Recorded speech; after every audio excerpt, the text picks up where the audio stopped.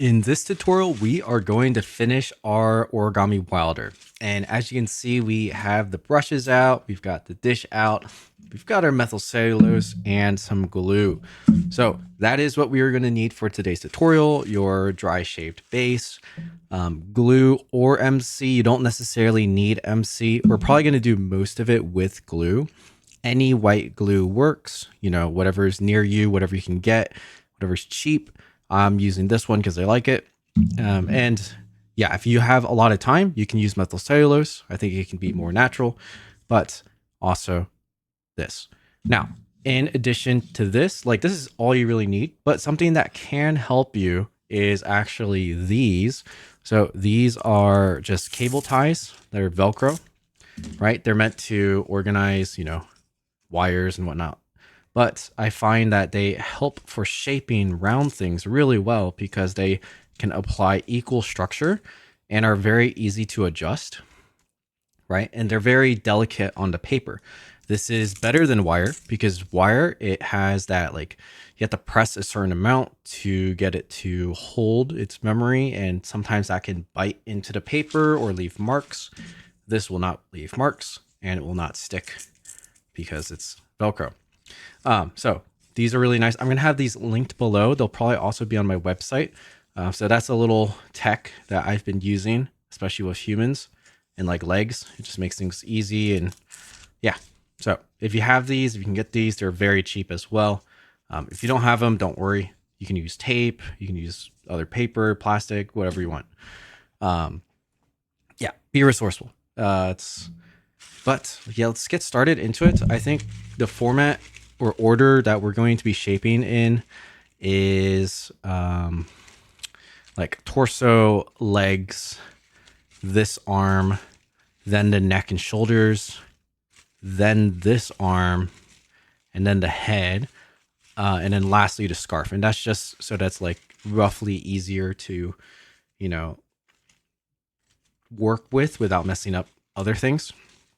And keeping some of the paper together. Like right now, the torso is just all super flimsy.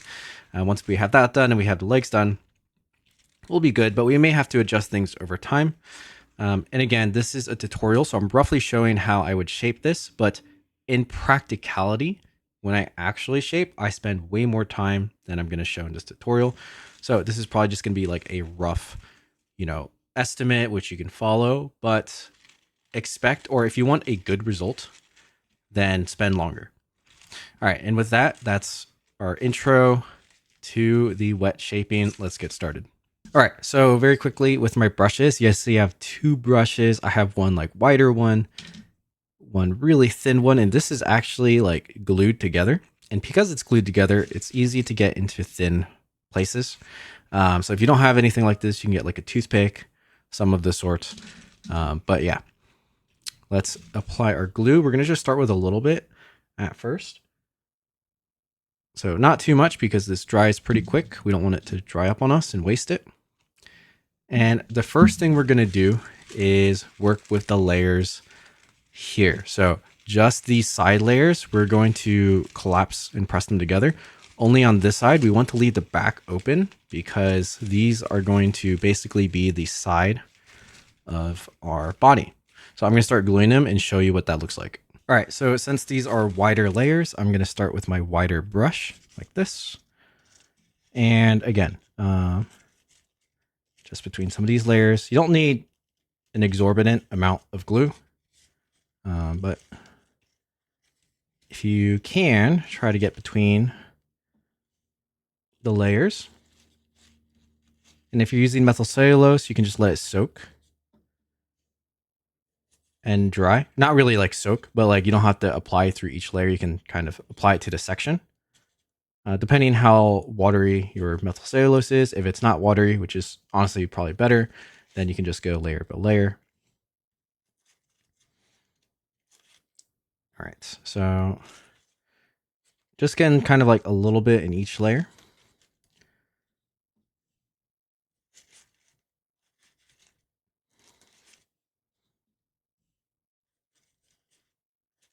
Okay, I think that's good enough for now. And from this side, we are just going to fold it together like this. And depending how fast your glue is will determine, how fast this stays. But again, I am okay with it opening from the side. So sometimes what I do is I actually have it hold like this. So I'm holding behind here and finding some of the layers that are grouped together like that. And then from there, I'm going to add more glue to this section so that it stays like this. Because that's my kind of ideal, drying spot for what's going on. This might not fully stay, but at least we'll get some of these layers good to go. So if you want, because this is still mostly dry, you can leave a clip here. This part isn't really seen by the outside, so that's kind of okay if it leaves a mark. Generally, you don't want to use clips on areas that are going to be seen, just in case they leave a mark. But because I'm going fast, I'm just going to leave that there. Let's get a little bit more glue. Work on the other side. Exact same way. So, got quite a few layers here.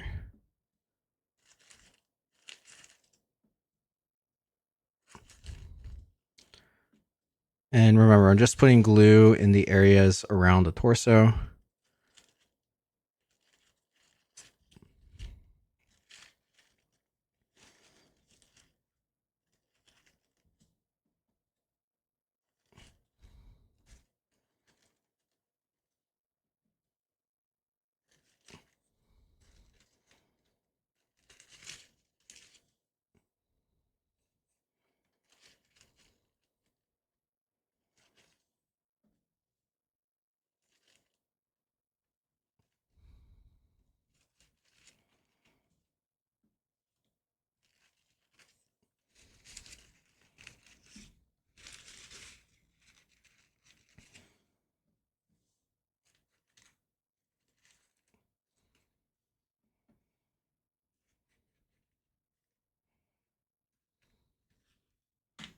Okay, something like that.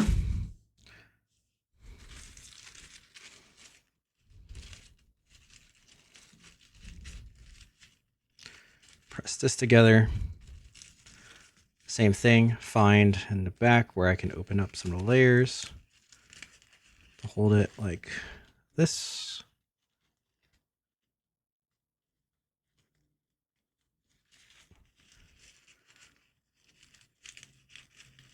It's going to be right there.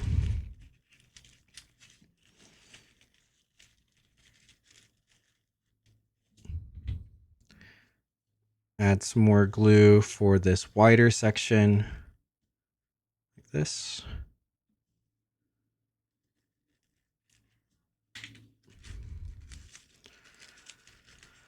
And then we're gonna let it dry so that it can be torso like that.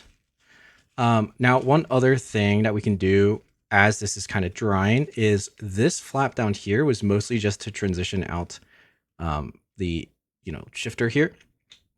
So we can glue this down.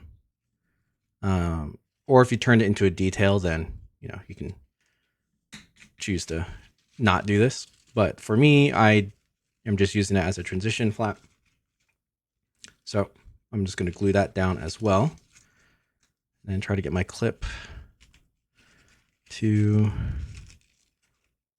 hold that in place. Let's do the other one too. Grab a second clip. You don't need these clips if you don't have them. I just find them useful. You can just always use your hands and hold it in place. That's how I traditionally did it. All right, like this. And then we are going to come back when it is dry. But actually, while we're waiting, we can probably go ahead and glue these guys. So there's a few layers in between. And I think what we can just do is add some glue in between some of these layers. And let's still use the wide one. Just because these will just be folding up as is. There's no more shaping structurally that we need to do. So I'll fold like this, just to give it some more rigidity. My paper is pretty soft right now because we've worked with it a lot. So the glue will add some rigidity back. Need a little bit more.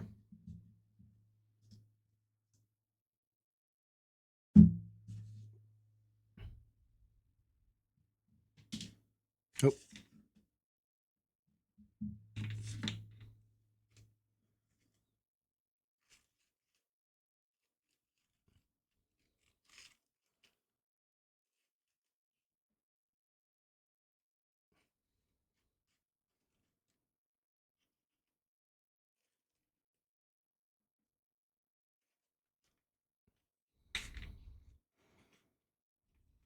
All right. And we're going to let those dry as well. And one other small tip that I have for you is I normally keep a paper towel on the side. So if I get some glue on my hands, I can just rub it clean. That way, depending on paper using, you don't get extra residue on the surface of the paper. And yeah, okay. So for here, I don't know if I think this is fine. Let's glue these bottom ones as well.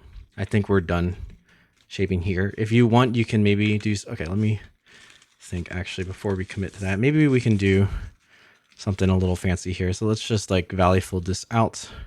See if this looks any good. Just as a texture.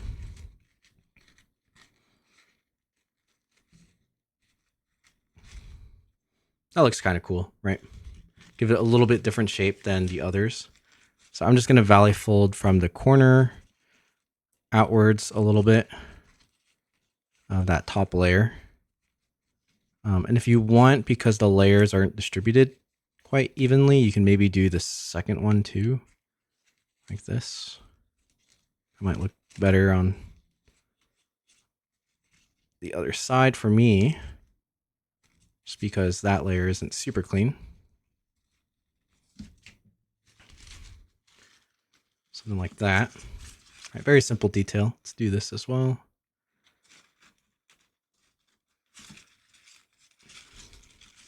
All right, and then now we can glue this kind of in place. Actually, this layer is fine as is. Yeah, just like that.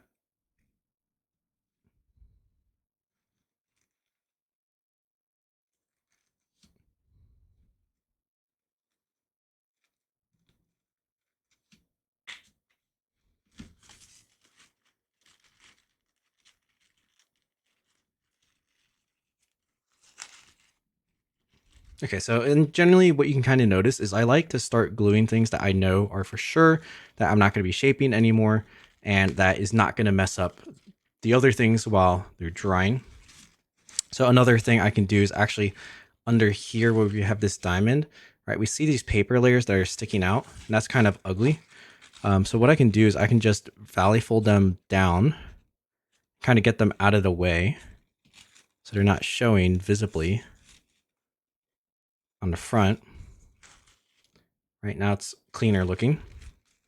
And of course, to keep it there, we can just glue it in place.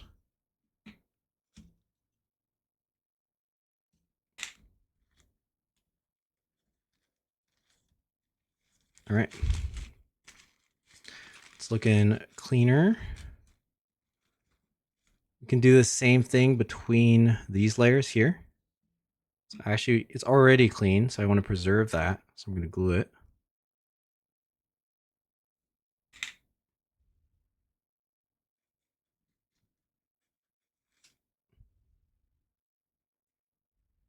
Right.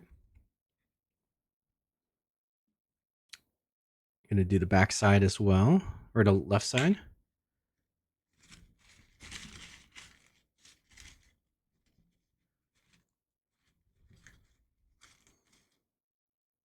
All right, and that is doing pretty good. I think maybe that's all we should do for now and just let the rest of this dry. Sometimes I adjust the clips just to make sure they didn't start sticking to, the rest of the model. So just be cautious of that, and you can kind of observe how the layers are looking. They're looking good. Collapsing as is. And we just need to let it dry for a little bit. So we'll come back when it's a bit more dry. Maybe if there's like gaps like this, I will glue those as well.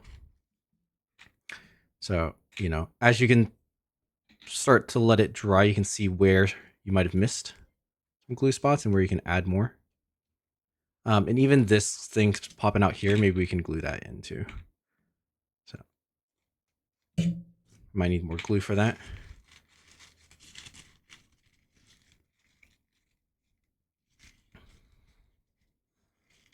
And yeah, just let it dry. So my fold is not quite done drying yet, but I found something else that we can do, and that is with the shoulders. So this one is pretty clean, but we can actually start gluing just on the top to keep these pleats in place. But the one I really want to focus on is actually on the other side where it's not so clean. But we can kind of do the exact same thing I mentioned before, is where these parts are sticking out. You just valley fold a little bit to hide it, right? And have a more clean edge. And then glue it to hold it in place. So I'm going to do that while I'm waiting. Because might as well. And then this bottom one is pretty good. So I think I'm just going to glue in the layer like so. Right. So in this case, this one, I will just go between the layers a little bit. And this going between the layers will also add some rigidity. So when we start to curve out the shoulder pads, it's going to be a little bit easier to make it more 3D. Now, I'm not gluing the pleats together. If you do that, your paper can look very flat. So just be mindful of where you're putting your glue. You don't want to stick these together, right? The beauty is using the layer thickness to add volume. You don't want everything to be too flat. I see people make that mistake a lot in their origami, is they just glue everything and it becomes super, super flat and it looks kind of ugly, even if it's technically clean. Just doesn't look good. Right. We can add a little bit on the underside, but not on the full flap. So I'm just kind of going along the hinge down there. Just a little bit. We're going to check our work.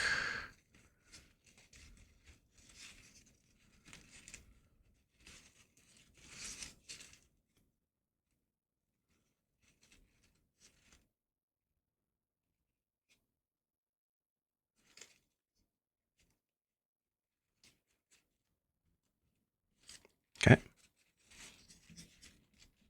It's looking pretty good like this. And then I'm also going to add some to this top flap up here. Now, there's not too many layers for me to use. So if there's not layers to use, I'm just going to back coat this layer here. And when it dries, the glue will also add some rigidity for us. Just make sure it doesn't stick to anything. Just like that. That's all I need to do. Let it dry like this.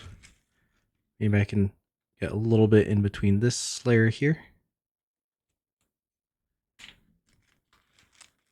Right. And just wait for it to dry. Be very careful. Now we're going to do the same thing on the other side. Again, this one doesn't need as much support, but we can kind of back coat these to stiffen them a little bit. And it'll be all good from there. Let's move this. So for these ones, I'm just going to add it to the hinge. And I think that'll be enough. I don't think we need to go in between the layers. It might help if we do, just to add some more rigidity, but I think we'll be okay. If all else fails, we can do it later.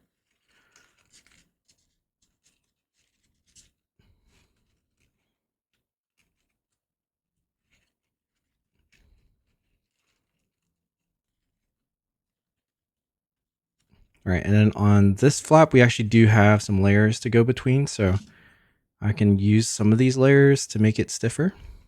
And then I'll probably still back coat it like I did the other side. At least on this edge. And just let it dry like that as well. Now, this process of like back coating and waiting for it to dry, technically the methyl cellulose would do a better job at that. So if you want, you can use methyl cellulose to do that. It just takes a little longer to dry. But yeah, now we can just wait, make sure it looks correct as it's drying, and we'll resume from there. Okay, so we are back and it's been some time. So it had ability to dry. You can see that it even dried with this little curve, which is great. So we can really start to shape the torso out a little bit. It's still not perfect, but we have a good start. So what is going to happen is we have this like upper area, which we didn't have any glue yet. We've got these 2 points right here, and then obviously this curve. What I want is for the body to actually get a little bit thinner around the waist. So we can press in this area, right? Now that it is glued, and kind of add like a curved mountain fold, like a little bit to there, right? To thin out the waist. We do the same thing on the other side. And overall, it's going to have a little bit better proportion if we have the thinner waist. It's going to make our chest look larger, and Wylder is a strong dude. So, you know, that's the goal. And also by doing this, we will be able to wrap this side around, and it won't really close the back, but it'll give the illusion that it's more, you know, more closed without really being closed. But it's a bit more 3D, right? We have some volume to the torso. And then with that done, we can now use these layers here, and they are kind of going to cover this area like that. And then once they are, you know, secure, then they will also contribute to the torso shape. So what I'm going to do is I'm now going to glue them to, you know, to sit along that area. And then we'll be able to shape it more afterwards. So I'm going to add some glue. I'm going to clean my glue a little bit like this. Okay. Then we are going to add some glue. We don't want it to fully glue flat, right? So I'm not going to like worry about full coverage of this glue. Again, a mistake I see people do is add too much glue where they're just soaking it everywhere. And my rule of thumb is you want to use as little glue as possible to achieve what you want. So less is more, and it'll help your shaping too. Okay, so I've placed them about where I want them to be. And then we're going to let that sit and kind of stay just for a bit so it can start getting to that position that we want it to be in. And this would be a decent time for the round thing. But actually, I think for now, I'm just going to clip it just because it's kind of sideways. And it needs a little bit of pressure to stay.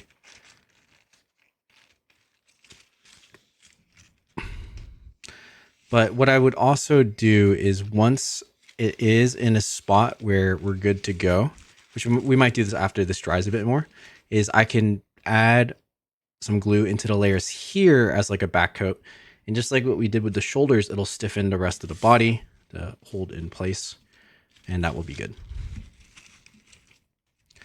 So here, like that. Cool. All right, so that's going to dry and we can work on some other stuff.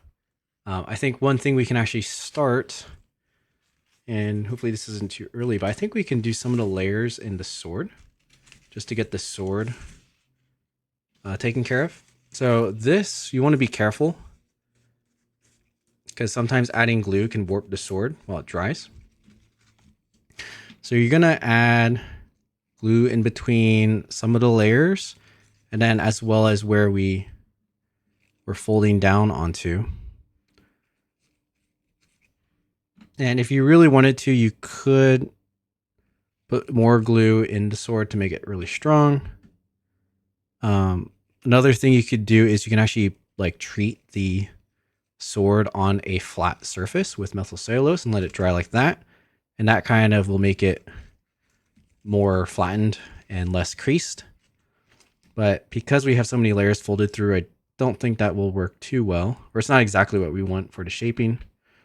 So I'm just going to add a little bit of glue at the start to hold the shape we want, and then I'll add more in support of the layers later.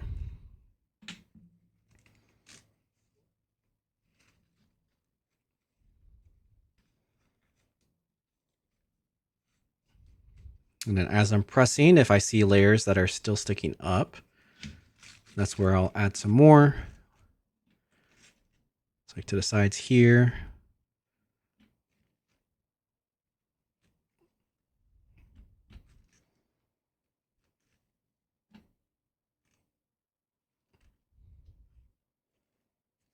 And towards the bottom down here.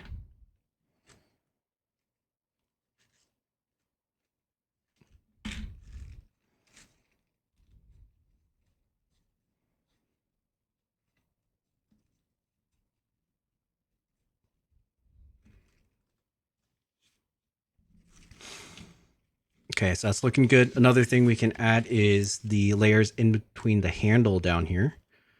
We can add some glue.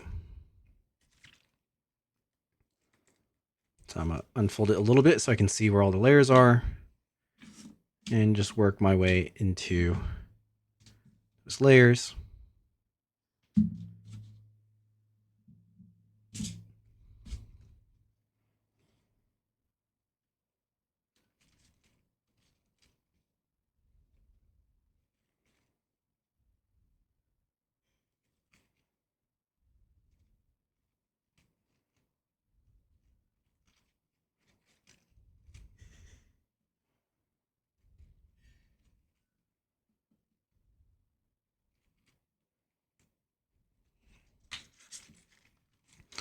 Like that. The other benefit of not using too much glue is potentially if you make a mistake, you can unfold some of the glue, right? So if you don't use too much glue, the paper will be strong enough to, you know, I basically detach from the glued area and you can fix your shaping. So that's another benefit if you want to be a bit more careful with how much glue you're using. Generally with my models, most of them can actually unfold because I just don't use that much glue in general.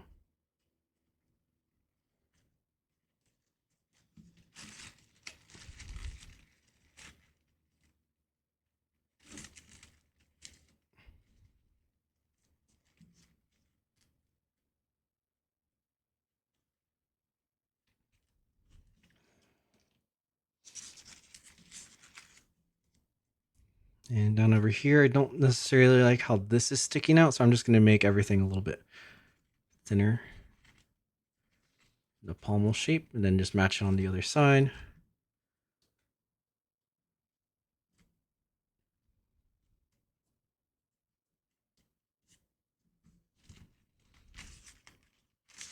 And we can add some glue to just reinforce that.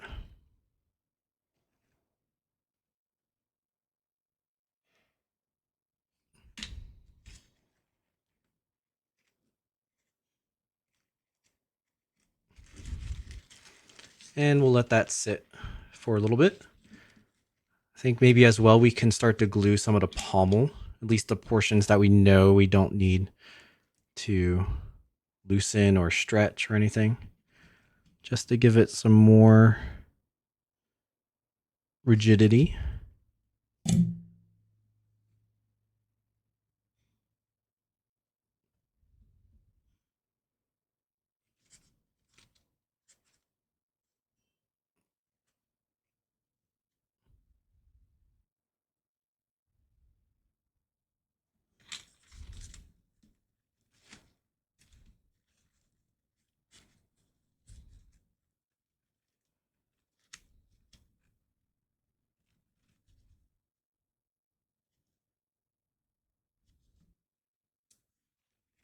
like that. And now I think I will let things start to dry a bit more, and we'll come back in a bit once it's more set. All right, so things are a little dry, but they're still, kind of drying up. And there are two things we can do while we wait. So the first is, now that it's like half dry in the torso, we can actually start closing out this back waistcoat area. And so I showed before, but it combines into one piece like this. And honestly, if you want to figure out a lock for it, you definitely can. Just because I'm trying to save some time, I'm just going to glue it. So it is what it is, right? I'm just going to add some glue a little bit on the inside of the layers and a little bit on top of this one that goes inside. A little bit on the edge of the other one. And essentially this one goes underneath. I think I missed a little bit on some of the glue, which is okay. Trying to line it up.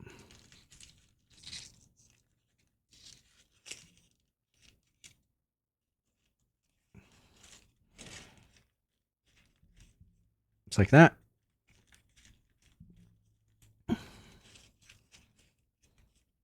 Let it stick. I thought I was gonna maybe need a clip, but it's actually sticking on its own, so we'll just leave it like that. And that will also help us round out the body a little bit more once we get to that point. All right, and the other thing we are going to do is now we are going to start utilizing this, chest armor piece, but on my paper, it's really soft because I'm using thin paper. So I am going to back coat it. I'm just going to add some glue onto the back layer, let it, reinforce it a little bit before we shape. Now, again, be very careful. Make sure it doesn't actually stick to the surface because we don't want it to stick. We just want it to hold like that. And we're just going to let it dry. Okay, so we are back and things are much more dry. And even this section that we back coated, right, it's got more rigidity. So we'll actually be able to shape it nicely, right? Same thing in the back here. This is good to go. Basically, we can now use this and press against it to like shape out the back, all sorts of stuff. So things are looking pretty good. The waist, it's widened out a little bit, right? Because we haven't really set it yet. So I think ideally we're gonna have it like this thin, but we don't necessarily have to worry about that yet because it's probably going to undo itself once we start on the legs. So normally we can just wait for that. Now, quickly, what I want to do is actually in the hip area, we have room for our waistcoat. We already have part of it here. But one thing I wanted to do on the original, but didn't because it's not part of the character, is turn this area into like vertical pleats. So I'm just going to pinch them this way and basically turn the pleats to be like this. So it has that layered texture, right? So the real Wylder character doesn't have this. So I didn't add that in the original. And I had to do the dagger anyways. But here I thought this would kind of be nice if with something like this. And I kind of had this type of texture on the original Dragon Knight design. So I think it'd be nice to bring it back. Something like this, right? We'll adjust it and kind of get it set later once we are, again, do the legs. Because I think that's what we need to do next. Yeah, just keep that in mind. Basically, I'm pinching all the layers together, almost doing a rabbit ear to the center, and then like widening them out like that. I think that looks pretty cool. Okay, so now for the legs. So the legs, the joint is supposed to be up here, right? That's the illusion we want to sell. And in order for it to like be long enough, basically, it will look long enough when we make it thinner. this is part of the waistcoat that will kind of be in line with the waistcoat back here. And then we need our foot over here and to round our legs. Now, the foot is pretty thin, so we got to be a little bit careful. But let's try to get this. I think for our knee, we're going to want to put it like right below this point. And this is basically like the top of our shin guard. So for the knee, you know, we're not doing any crazy shaping here, but we can just start with like a little crimp in just to kind of define where it should be. Something like this. We still want to define the knee.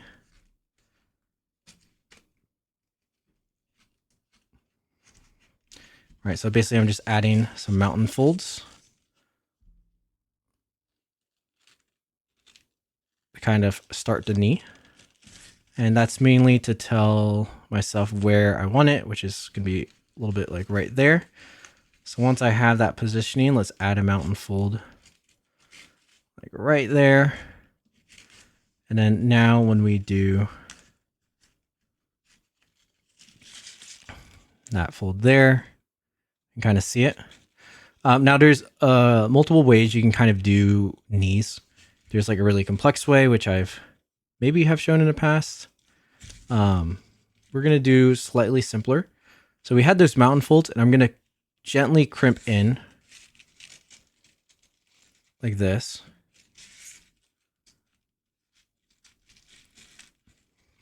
Like that.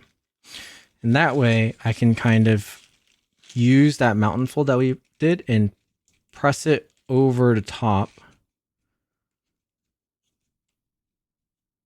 like this. It's almost like we're pleating down just very slightly. Now we don't want to lose too much leg length, so I'm not going to pleat like that far. And then we are going to like curve the leg basically by folding thirds, like into third, just like with not really full mountain folds, but just like small curves. And what can kind of happen is it will lock in that area, and you might need to swivel it a little bit. But as we start to curve the whole leg, we'll get a little bit of a definition of a knee. So, right, I just kind of kept going. Let's see if I can show that. Right, I'm just gently pinching in the corner so it can start to fold behind. And when it folds behind, when it's all pleated, it will start to swivel outwards and stay put. But you got to be very gentle to kind of, and you'll feel it in the paper on like when it wants to stay and when it wants to move, and if the swivel fold is going to happen. But you basically, you know, you don't have to do this exactly. You just want to do something to make it known that there is a knee happening right there.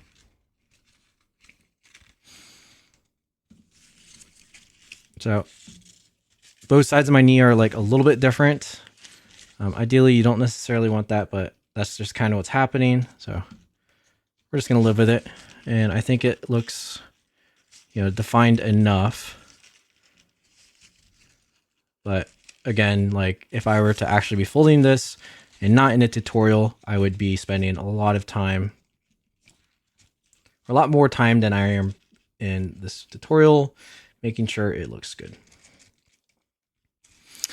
Now, while I hold the knee, there's some paper behind like the shin guard that I'm just kind of pressing, and it forms another little crimp.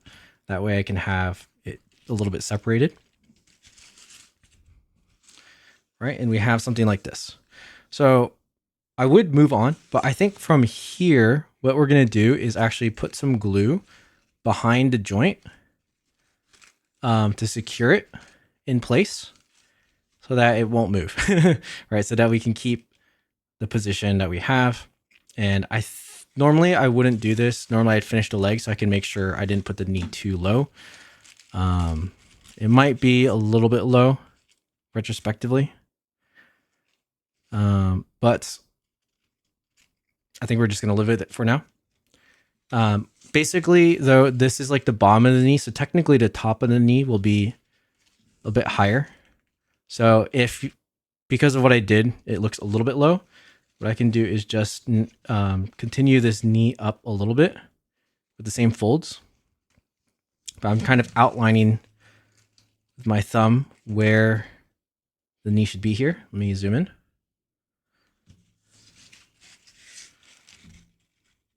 Right, so I'm just kind of outlining the knee, and then I'm going to find where I want the top of the knee and add just like little references that it's there as well, using the curved folds and like half mountain folds. And the main goal is when you do this and you have your knee bent, you want it to operate around the joint. So you don't want your leg to be rubbery, like a curve like this, right? You want the knee, like if the knee was my finger, right? You want the joint to be a real joint, right? Something like that. So just keep that in mind if you change the pose from just a normal standing position for your knee. And actually it's kind of covered by the cloth, so maybe we don't even have to worry about the top of the knee. We're just going to cement down what we have now, let it dry a little bit, and then we'll keep working. And then basically with this done, you can do the same thing on the other side. I think I'm just going to say repeat this shaping on the other side, and we'll go from there. But let me show first. Just add some glue to the back of the layers there. Too much glue. This is where methyl cellulose shines as well. It works a little bit better for this use case of gently, letting it dry in the position that you want it to. And this is also where these Velcro ties would work, but I'm going to show it without, just to show you that you don't really need it. But to make it better, you could use those. Right, so I'm just using glue in the joint area, and probably when I apply it, like I'm doing here, it will probably undo a little bit of my folds. So I'm going to make sure it dries in the position I want. But yeah, add some glue. Let that dry. And then we'll come back in when the second leg is done as well. All right, so unfold it a little bit. So now I just need to very gently put it back. And since it's a little bit wet, I have to be even more careful.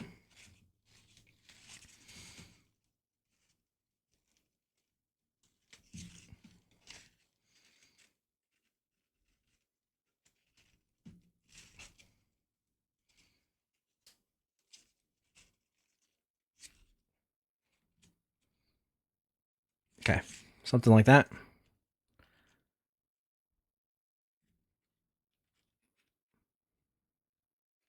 Right. And then once it's like half dry, a lot of times I'll also add some glue like underneath there. I'm going to just add it now because I think we can. And just in between some of the creases on top a little bit, just again, helping it support. And this is mainly creating new memory. It's more the point of doing this. Because we're not even done with the leg shaping yet, but we don't want it to keep unfolding itself. We want this to be like the default position for our leg. And yeah, we'll go from there. All right, so we'll come back when it's dry and do the other leg.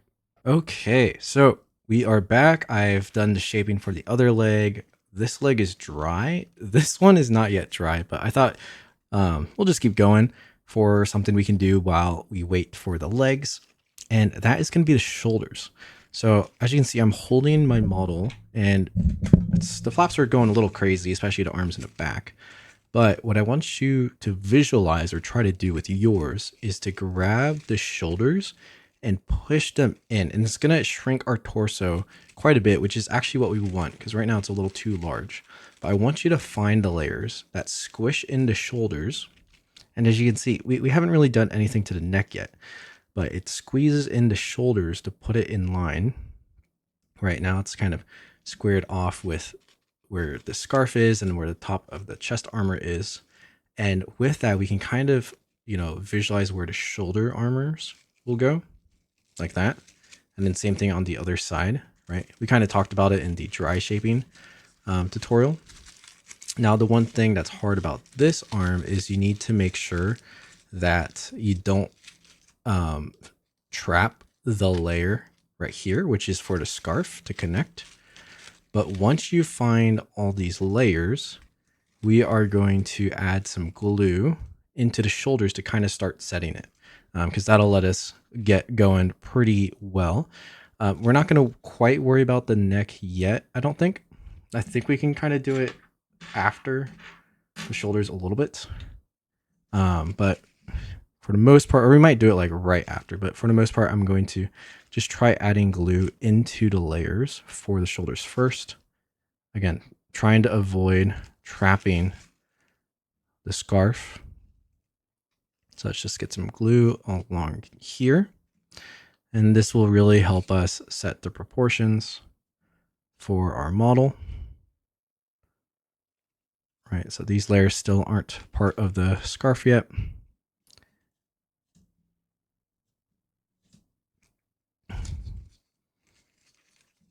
Right, and then let's get some more.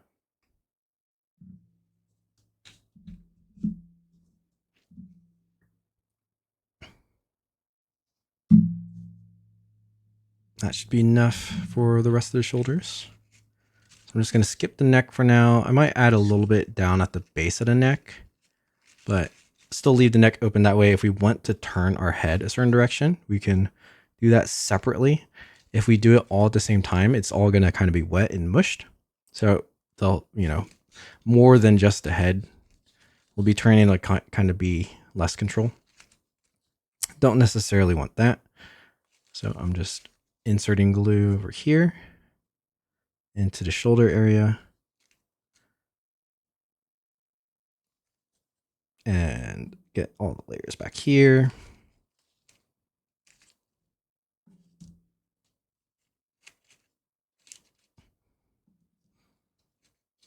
Just a few more over here.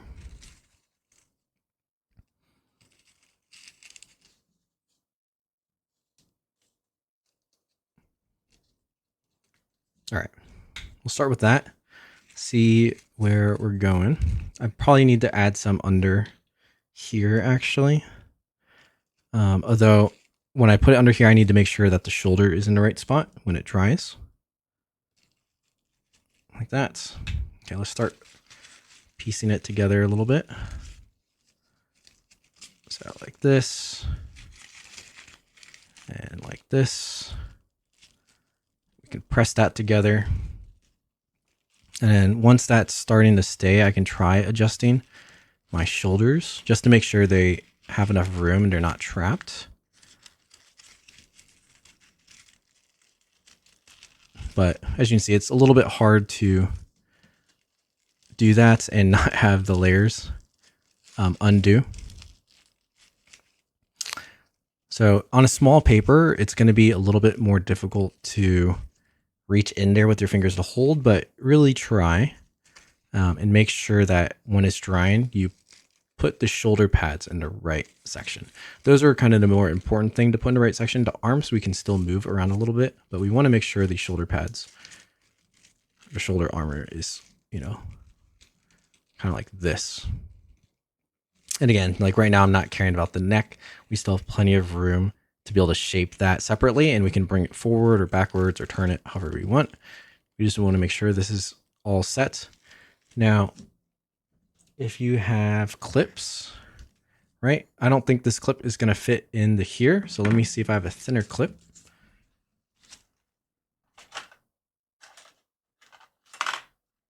Something like these. These aren't necessary, but if you have them, you can kind of use them because the part we're going to pinch is not going to be seen on the surface.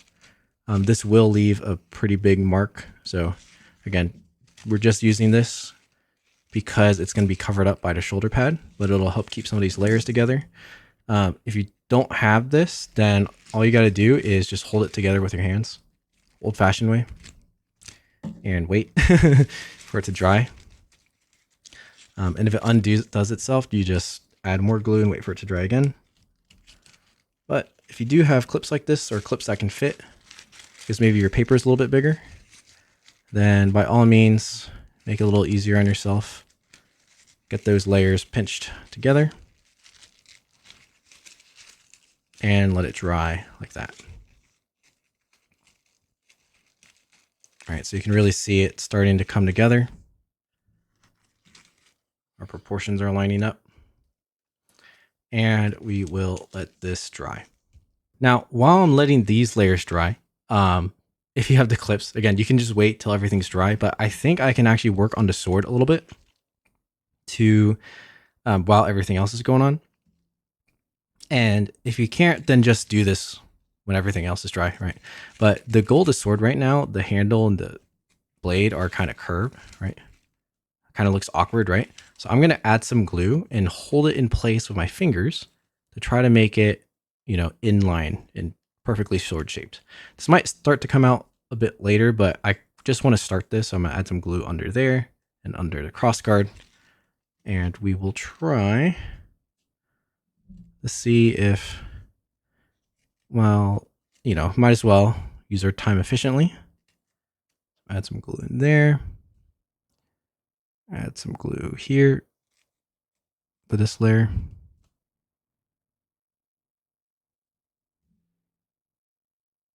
And then on the top side,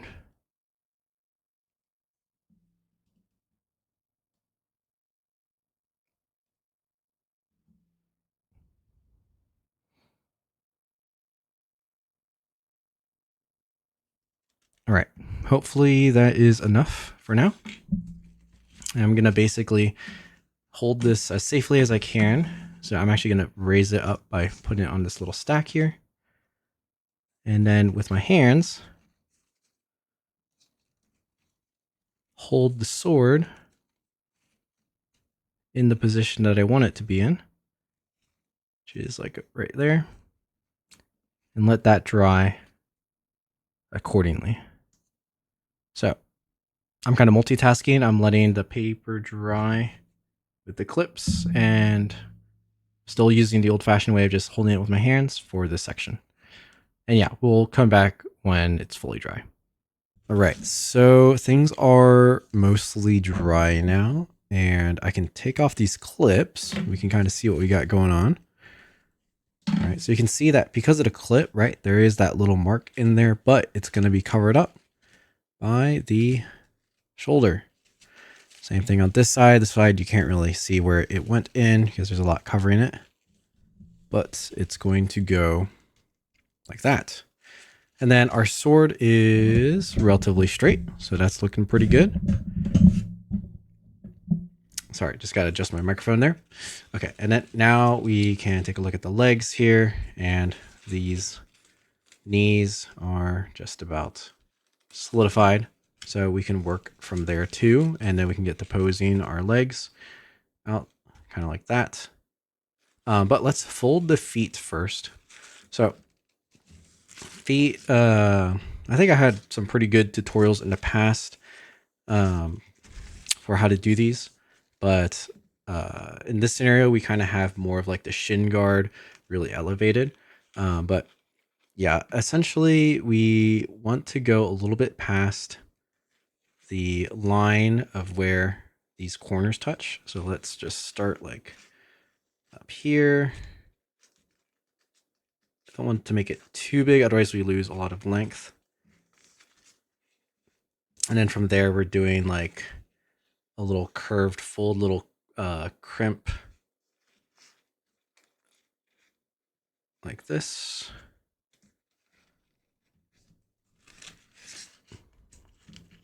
From the corners.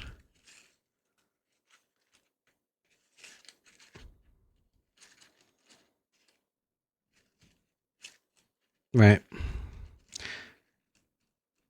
And then sometimes I do like a second one if I have enough space on the paper, but generally that's when I use a larger paper. So here, I don't think I quite have that luxury. But even with just this one crimp, right, we can kind of get the shape of a boot. And what I really like to do is I'll unfold that a little bit, and then I will valley fold in the corners. Not like too much, but like a little bit like this. Up to where we made that crimp. And then do like another valley fold, kind of like what we did for the knee. And I'm just going to try to match this on the other side. I'm not going up to the corner. I'm going to like right there. And just try to replicate it the same on both sides. Right, so it's like this, it curves outwards, and then we put our pleat back with that fold intact. And that will form some swivel folds and kind of help us lock that crease in.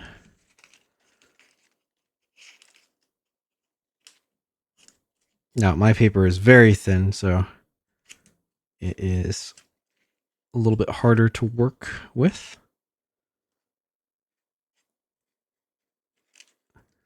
But essentially, it's that.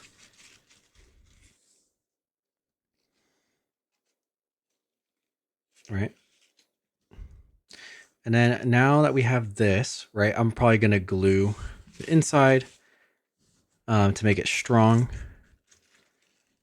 We also don't want this to be laying flat, so you can do some little side crimps here to make sure it sticks outwards a little bit. So I'm kind of pushing this tip outwards, and it's stretching some of the paper on the inside a little bit as I round it out, and it will kind of float over the leg as if he was actually wearing this piece of armor. So very gentle maneuvers of the armor to get it to be like this. Right. Try not to get it too wrinkly. I know your paper might be thin in this area, but it's kind of like a texture thing. And then from here, you just want to round it out to match the rest of the leg thickness that it should be. And this is where that, where is it? These guys will come into handy quite a bit because we can take one and we're going to thread it through. And we can kind of get to where it's like that. And then I can hold it in place very gently while I have the glue drying. We're not going to do that yet because I'm not adding the glue for now. I actually need to correct this down here. This one didn't quite stay put as nicely.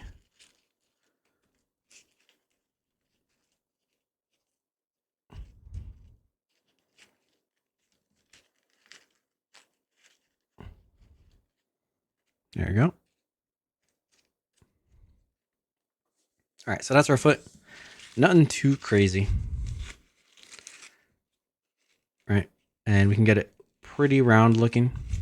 So I'm gonna let you guys add some glue, let it dry, let it solidify so it's strong, and then do that on both sides. Once it's really strong, we have these extra layers here, which I think for my knee, it's strong enough, but we can actually like valley fold it outwards a little bit and add to the three-dimensionality of our leg here.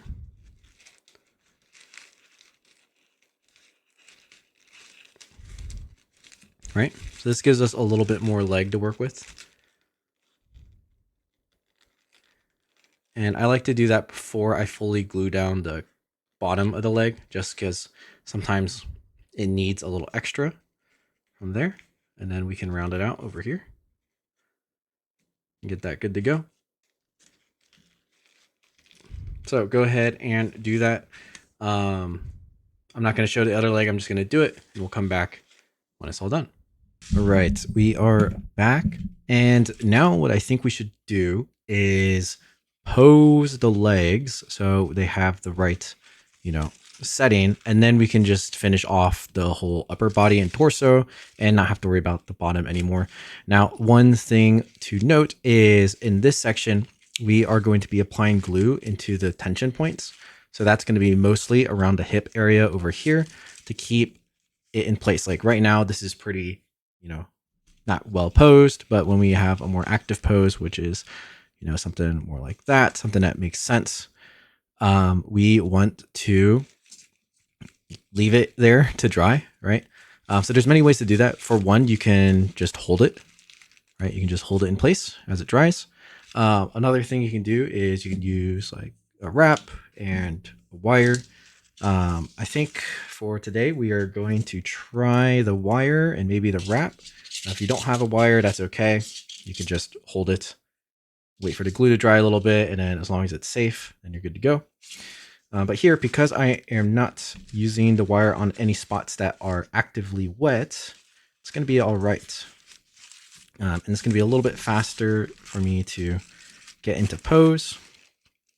So basically what I'm going to do is I'm going to gently wrap the upper leg with this wire. And I am going to wrap the other side of this leg. Now this wire I just got from, like a garden store. Very cheap wire. I've reused the same wire for years. So if you get one of these wires that are pretty good and that has the plastic on top, right, they can last quite a while. So this is not fancy materials by any means. Okay, so once the wire is in place, which this one's not super grippy, I think it's grippy enough. You can tighten it a little bit like that. Right now, what we want to do is have the wire positioned, and you're gonna have to like feel this with your own hand in order to get the pose you kind of want it to be in. So I kind of use this to like direct where the legs are facing, as well as it's being held. Right, we want to put this pose so that, right, the knee should be like around here, and the top of the hip is up here. So that's what we are kind of wanting to play around with here. So something like this seems to be okay. And I don't like the way that this part of the leg is facing. So let's see if we can fix that a little bit like that. And later on, I might have to come back again and like fix this after it's done, but at least we can get started doing something like this. Right. Because as we pose this and then maybe we work in this area, it might move what we have going on. And that's just the nature of things. But from here, I am going to glue the tension points. So that's going to be underneath this and a lot on the side over here. So let's do that very quickly. Just let it dry.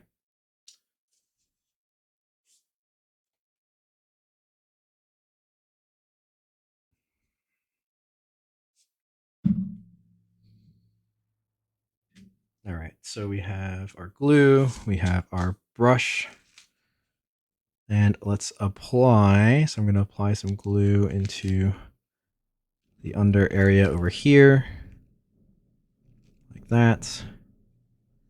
I'm going to put it inside of here. And while we're at it, we can probably just glue the top of this area in place, which would be just in there, because that's also kind of a tension point.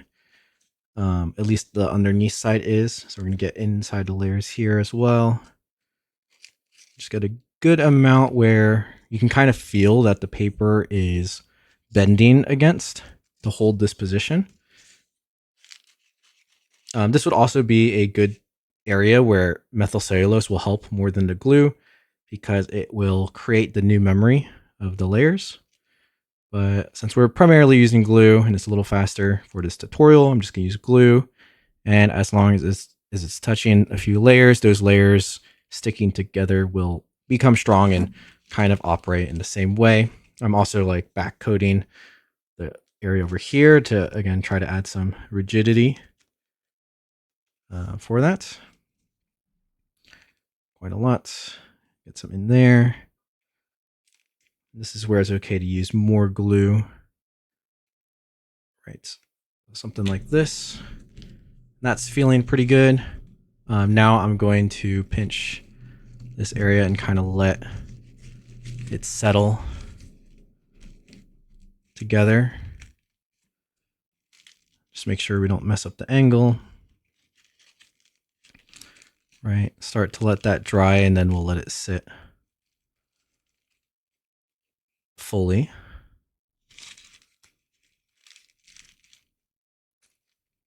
And if you're doing a different pose than I am, then, you know, it's like the same concept, but you just kind of put it into whatever pose you desire. And go from there. And again, the important thing here is remember where the hips are. Remember where the knee is. The knee should be a little higher. It's like behind, right behind the top area of this waistcoat. If it's not defined there, then it's going to look like the legs are too short. And we don't want that. That would look very awkward. All right, so we're going to let it dry kind of like this. A lot of times because the legs are starting to bend, I will also like to raise it up and let it dry on something like this so the legs don't get messed up while they're drying. The other thing I do is if I'm using wire, sometimes I just hang it by the end of the wire that's not being used, but this should be okay. All right, we're going to come back when that's dry and we're going to check on it because I have a feeling we might need to fix this knee a little bit. It's kind of not bending where I want it to bend, but we'll see. All right, so things have dried and now we're going to try to finish off the legs in just one go. We still have a little bit to do just because if we look at the side profile, you can see we kind of have that rubber leg syndrome going on where it's curving inwards. It's just really awkward. Ideally, we'd want our leg to be, you know, more straightened and strong looking. And also in line with the hips so that when it's standing, it looks like way more natural. If it's like this, it's like he's falling backwards. It's kind of weird. So what we're going to be doing is applying some glue and MC. I'm actually going to use MC for this one because it's going to work way better into this area. And we're going to use the back coat to help support our hips by pushing it in like this. And then by using some glue on this part of the waistcoat, something like this, so it can kind of be angled like that. And that kind of forms our leg right there in the right direction of the hips. And then for the waistcoat, we're going to be pressing down with, again, I'm going to get some MC. I'm going to press it down and hold it. Also going to use some MC over here to kind of spiral it into the pleats. And then again, same thing on this side. Going to use that right there. And some glue to make sure it is in line. And that one might have to be adjusted. Likely I'll have to do one leg at a time. I'll roughly show you what I'm doing and then you can just copy it, but it's not really something I can show step by step. But we're going to get some glue on this side. And then we are going to get some methylcellulose on the other. Just like that. Should be good enough for now. All right, so let's start with the methylcellulose, just because that's going to take a while to dry. So I can just kind of fill this area with methylcellulose. I should probably get a different brush for this, but I'm going to try to scoop it up. Fit it in between some of the layers where the tension points are going to be. And kind of let it soak into the paper. You can also kind of go inside the layers here if you have access. I'm not sure how much access there is, but yeah, probably not a lot. Okay. And you're not getting the whole thing wet, just again in this tension zone where it's going to be pressing. Basically, if I squeeze this, right, everywhere that starts to like lift, you can kind of feel it, the stress into paper. Like that. Next up, we can start prepping our glue here. And because we want this in line, I'm actually going to add some in here, in there, and up here. And then I'm going to attach some to the edge right there. I'm going to attach some inside this layer just to kind of prep it. And maybe we'll glue these layers down a little bit more just so it can all stay together. Right. And then lastly, we can fold this on top here.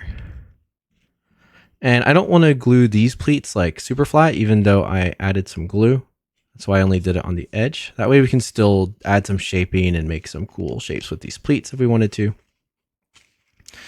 But we are going to let this kind of cook for a little bit. And once it's in position, you want to make sure that it actually is in the position you want it to be. It's still bending a little too far back from what I want, but that's going to be a change underneath this pleat. So we don't necessarily have to worry about that for this section. So for this, now that it is kind of set, I'm going to make sure it's round like I like it to be. And we're going to let this dry as is, just like that. And that leg will be done. I'm going to try to hold it here as much as possible so I can roughly show the next steps. Next thing I'm going to do is I'm going to add some methyl cellulose under these. So under here and under the other one, it's under here, right? And get a little bit more maybe, and maybe inside the layer. That way I can hold these down, let that dry. Then we have this middle section, which was the pleats. And that's also kind of, we want it to kind of be a frilly waistcoat. So let me apply a little bit of methyl cellulose here. And it's kind of similar to how we started the scarf, except it is already in vertical pleats. So we don't have to add any pleats on our own. And all you really got to do is kind of let it spiral a little bit. And spread the layers. Just be gentle. They're thin. You don't want to rip it, but they can bend to the side and curve a little bit. This one you might have to spend some time getting it correct to look good. All right, but that's kind of the gist of this part of the shaping. We don't want it to stick together.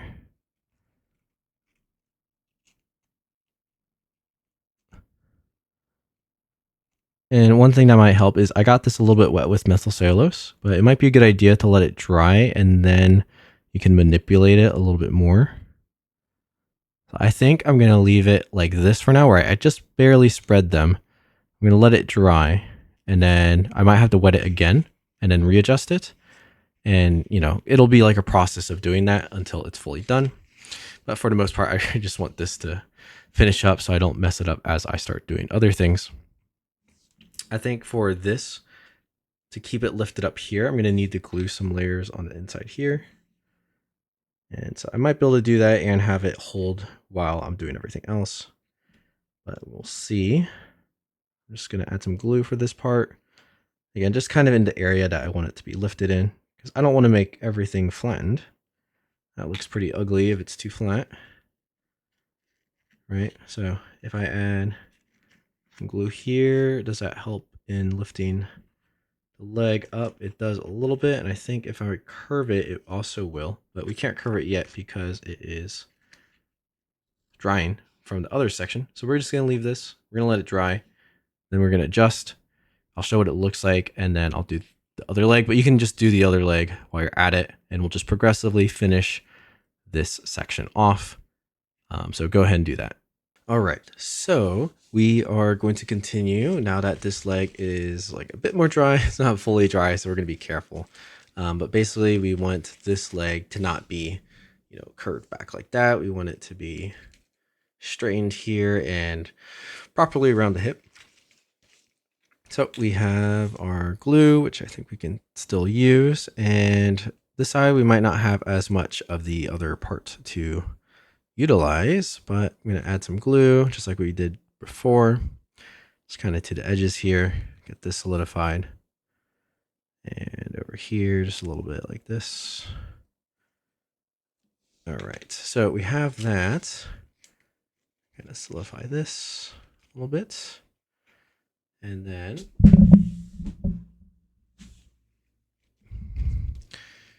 I'm going to kind of pinch it where I think the leg should go. So yeah, maybe there, and then we can kind of check that if this rounds out this way, that'll be good.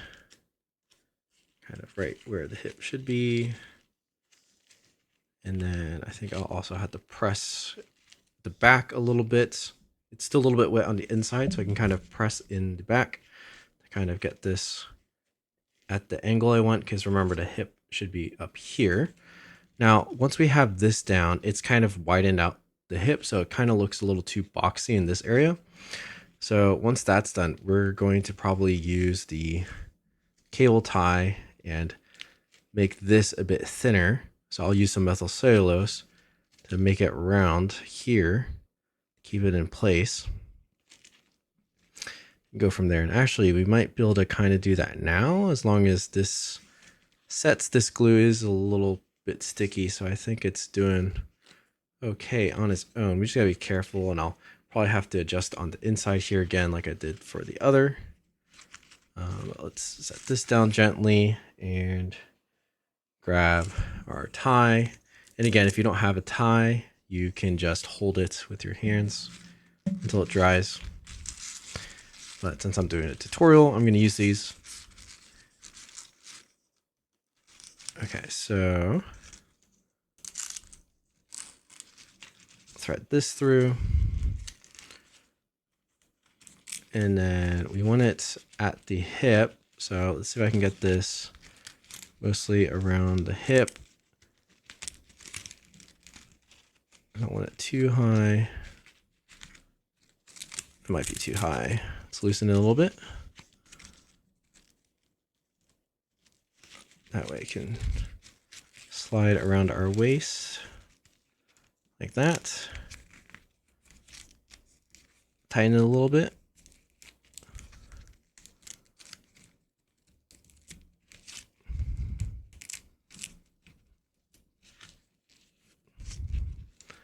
Okay, and visually I'm checking this to make sure it is kind of appropriate amount that we want.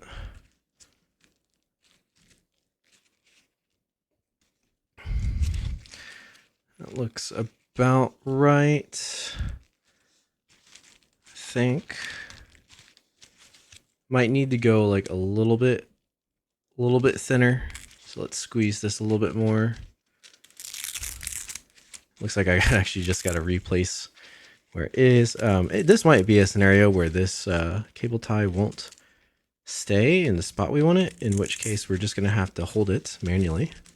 But I think we can get it a little bit lower here. And tighten this.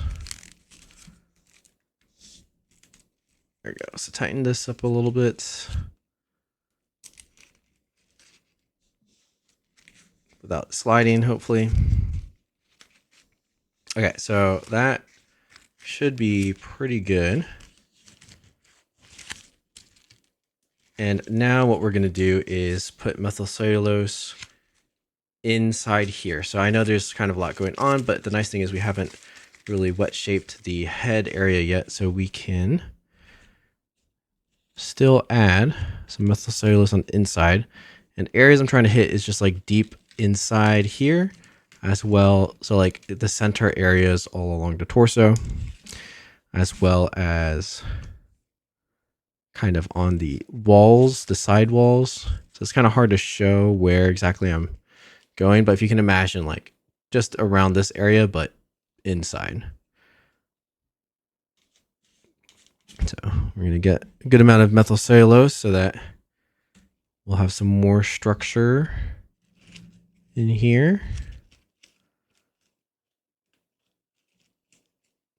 And then we might add a little bit more down at the hip area because that slightly changed too when we rounded everything. We'll do that. A little bit more on the inside if I can. Right.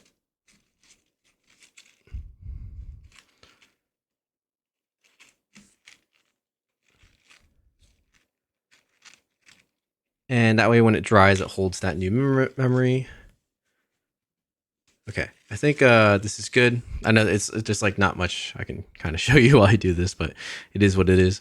And then once that's dry, I think in this area, it's still a little bit too wide. So I want to bring this area down a little bit. The frame is pretty decent. I had to go back over it and kind of curve out some of these folds. So I just shifted where the lines are, but I think once everything's dry, we'll be able to shift this down a little bit.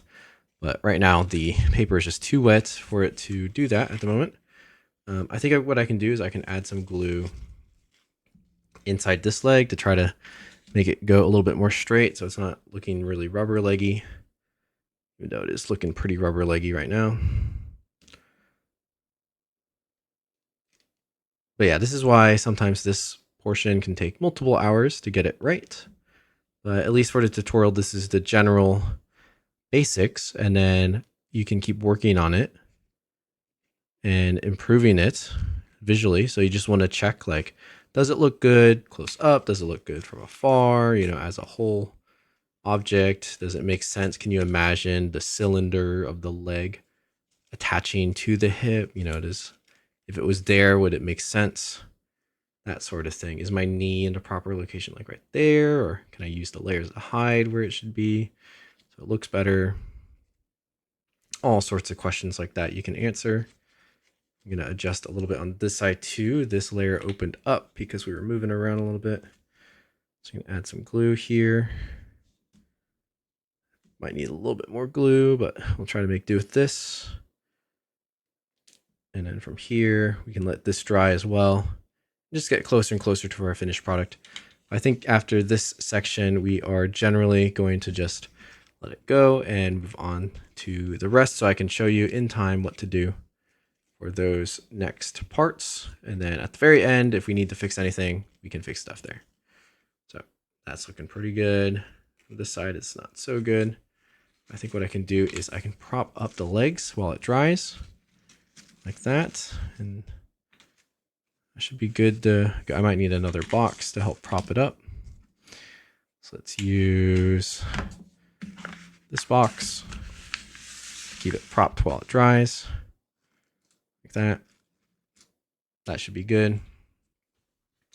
All right, and we're gonna let things dry. We'll come back. We're gonna start working on the head and then the shoulders, and then we'll just have the arms to do, which the arms, they kind of go last because everything needs to be set, but they're fairly easy, except for this hand. But yeah, next up we'll do the head. Okay, so it's been some time, and now I am going to unwrap this Velcro thing so we can see what we got going on. I think this is generally okay. Looks pretty good. You can see how now the back is very rounded, right? More three-dimensional. It's good. A little bit thinner at the waist and tapering up to the chest. It probably could taper a little more, but you know, for the tutorial, that's going to be okay. Our legs are looking a little bit more rounded. You know, it's not perfect. Might be a little bit of work that we need to get done, but this is doing pretty good. I kind of flattened the waistcoat here on accident from kind of holding things down, but you know, I think relatively that's just an okay detail too. We'll work with it, right? So we can kind of move on and shape some of the other stuff. I think we are going to tackle the head now. All right, so let's focus in. I'm going to prep myself some glue and we're going to start progressing. We're going to do the head before the neck just because we might need to reach inside of the head to really shape it well.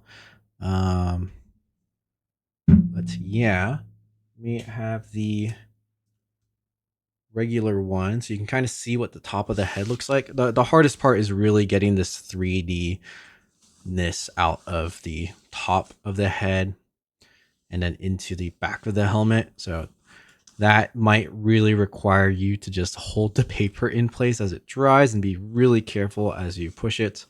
But at least we can start with the front of the helmet. So again, when we glue, we don't want things to go too flat, right? We want the front of that helmet to be over the face. That's kind of how it is. But we still need to kind of reinforce it. So the first thing we're going to do is take some glue and we are going to add it to the corners here. And that might be all we need. At least in the corners, maybe in front of the corner layer here too. And let's see how that's going to look. So yeah, really take your time with the helmet. All right, so now I'm going to press here.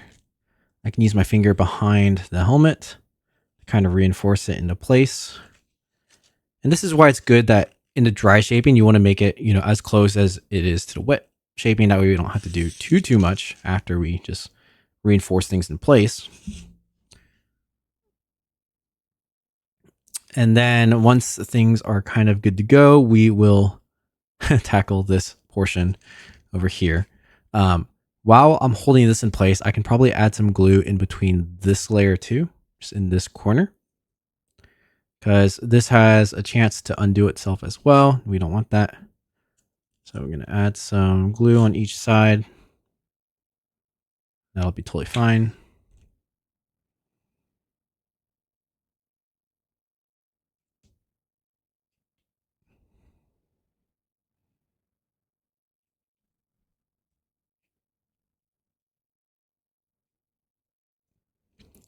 All right. The next thing we're going to do is now put some glue in the under layer here, and that will kind of keep it attached with the bottom portion. Just keep it aligned. And might as well, while we're holding in place on both sides, we can probably also hold this in place with it. Yeah, just a very little amount of glue for now.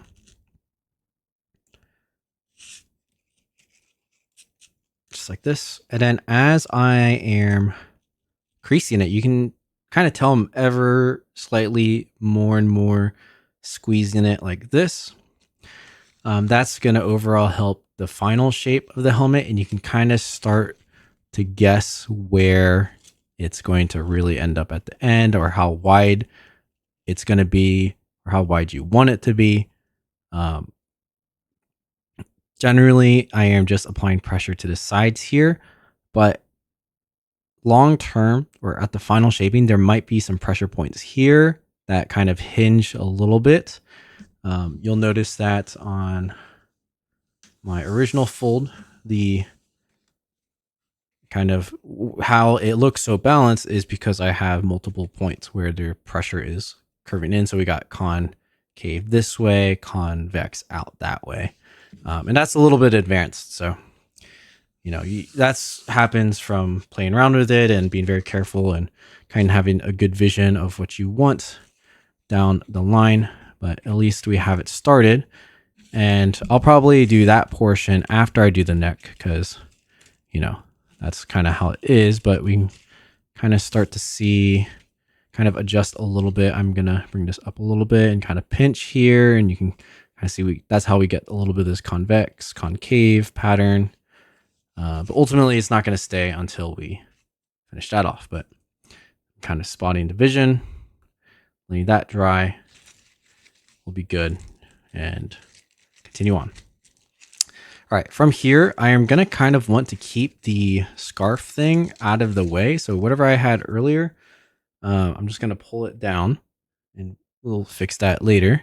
I might even grab a clip just to keep it out of the way as I show you what is going to happen behind the neck here. And we might be able to start working on it a little bit, but essentially this tip will stretch and pull down so that the front of it can push into the helmet and the back can also round out. So if we look at the original, right, looks like that. It's about that high. You kind of want to imagine the full head inside the helmet where it would make sense that they're actually able to wear it. So we're kind of pulling the front this way, like this way. We're going to pull the back, the opposite direction. One thing you can do is maybe get something thin that can go in between the layers and help you widen it. I'm going to try to use my fingers, but if you have like a pencil, or you can even use the other end of your brush, that might help you a little bit. We're going to see if this paper is large enough where I can just start with my hand, with one of my fingers. I think I at least can for now. And so what I want to do is kind of widen out this flap so I can start to pinch it the right direction. So my finger is in the front now, right? And it's going to be like this. And I want the top area to be a mountain fold. I'm going to try to poke this into that mountain fold. It's kind of pleating a little bit, and that might be okay so long as we can shape it down a little bit. So it's kind of naturally wanting to fold here and fold here. So we might lean into that, kind of treat it like a squash fold. Start to add some mountain folds on the side like this just to keep it open. So this is like starting like a squash fold. And just be careful because this top layer is very thin. So you don't want to rip a hole in it. All right, and that should help start the process of that rounded portion. I'm actually going to really treat this like a squash fold and kind of do a small valley fold going backwards this way, just to try to get an angle started. And from there, I can try to get that mountain fold for the back of the helmet started like that. Right, and you can see how we're already starting to take shape. If we look from the side view, the front is starting to push forward and the back is starting to push back outwards. And so this might be a good time to start applying some glue. I think before I do that, I am going to valley fold some of these corners down and in so that it can become a little bit more three-dimensional. So I'm going to take just tweezers, or you can use your hands, and just take these corners, valley fold them down ever so slightly. That way, when it's becoming round, it kind of has somewhere to go. I'm going to have to use my finger underneath again for support. Right. And then now I can kind of press that into my finger, press the other side into my finger, and that kind of creates that rounded shape for it to exist in when it squashes.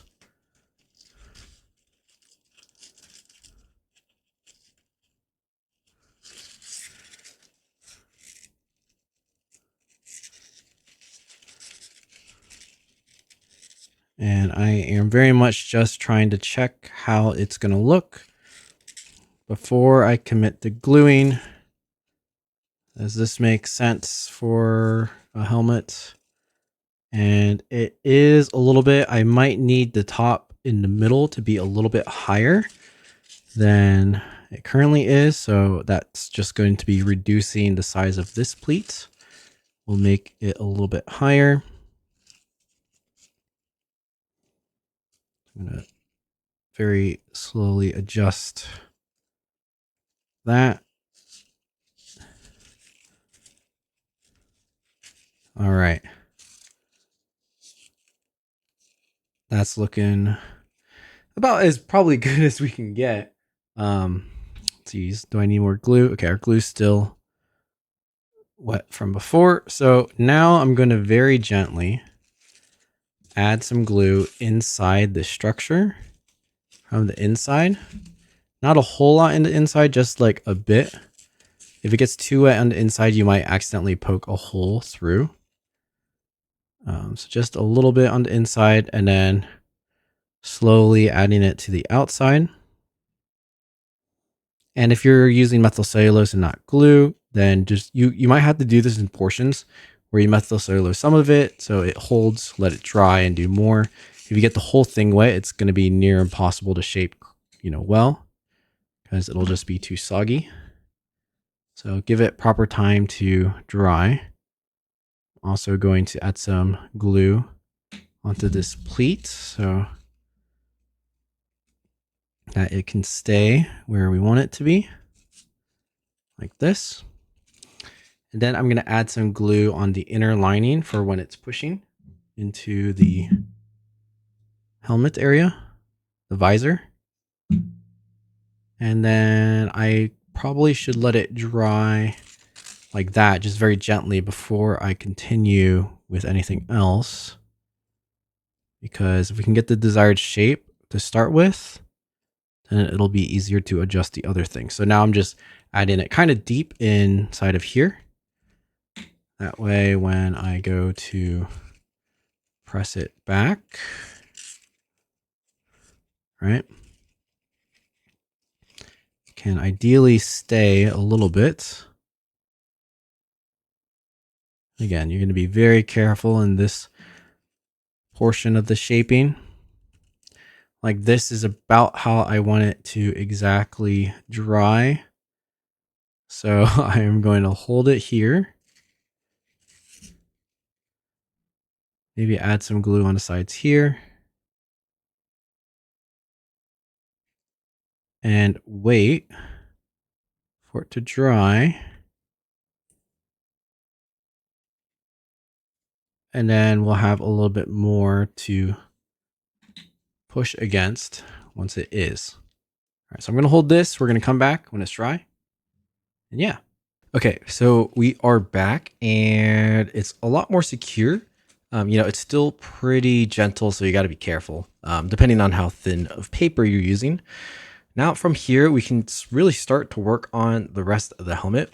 I think the first thing to do is on the sides here, we can start shaping out the helmet a little bit. So, on the very tips, we actually want like kind of half of a valley fold to kind of give it some volume over here. Do the same thing on this side, and this will also kind of get it out of the way for the back of the helmet. So just add some small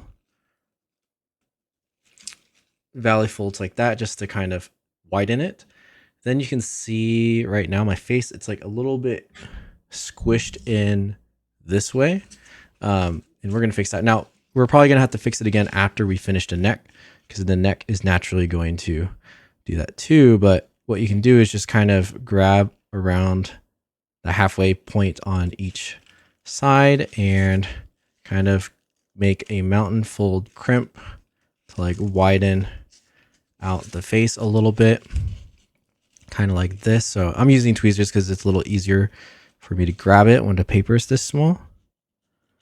But it's almost like making a micro pleat over here to kind of help define the shape and make it not so squished looking.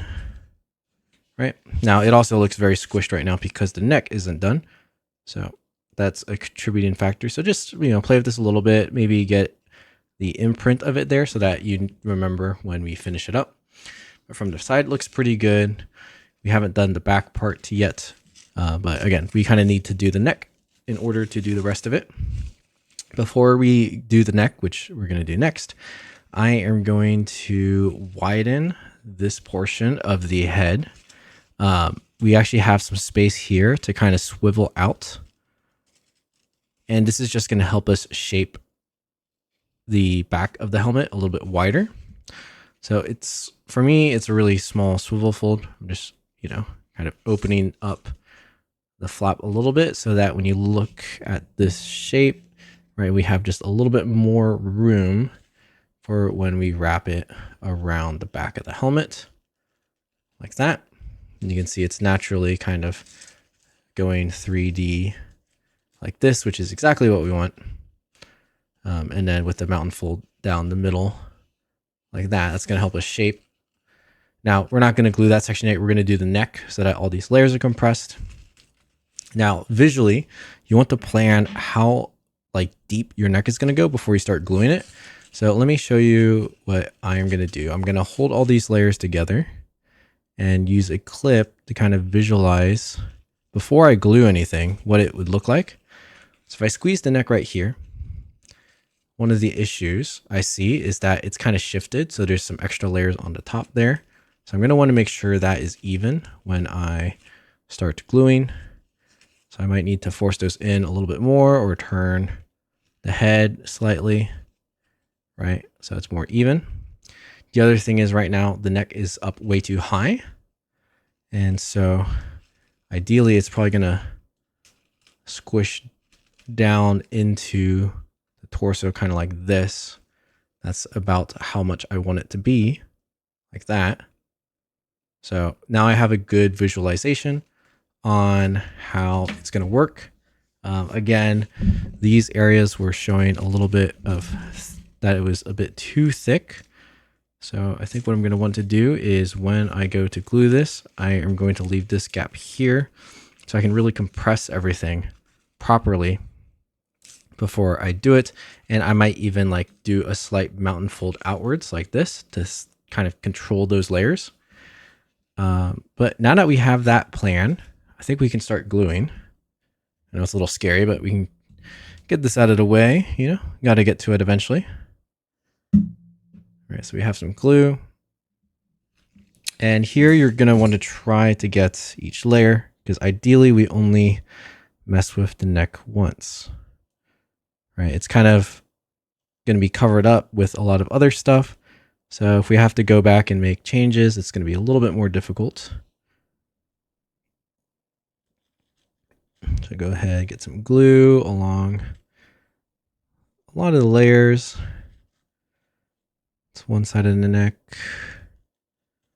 I'm going to do the other side of the neck now.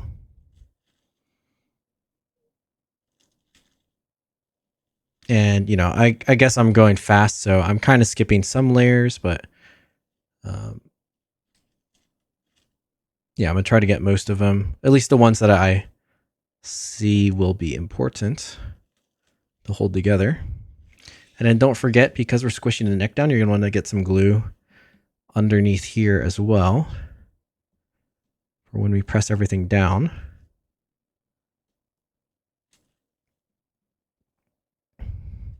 So at this point, I still need to add some glue to the other side of the layers to keep that in, but at least right here, I can start to compress these layers at the neck just by pushing them in. And remember, I gave myself some space in this middle area, so I could do this first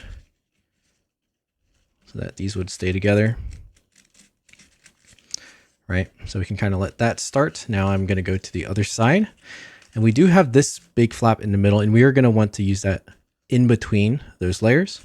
We technically have one small flap out here. This is kind of a waist flap.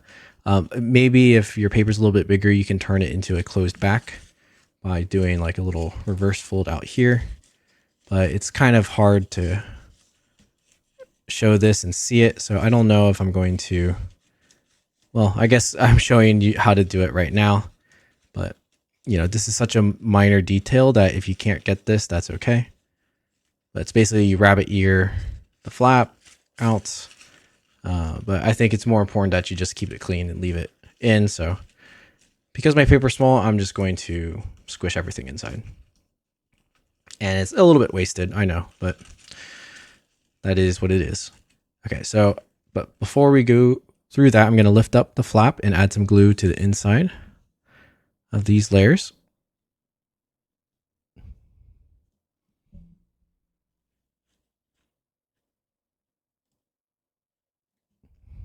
And as I do that, I am also going to add some along the bottom of the chest area, just because, again, we're squishing the neck down. So having it on this internal layer will help it stay put as well.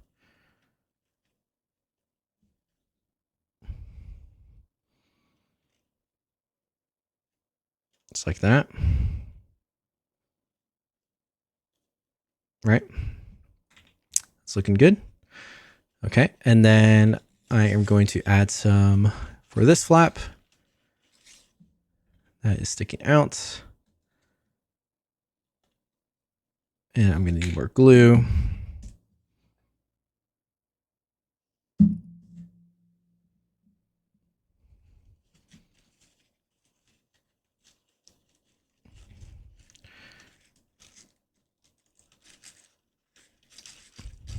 Get some for the other side.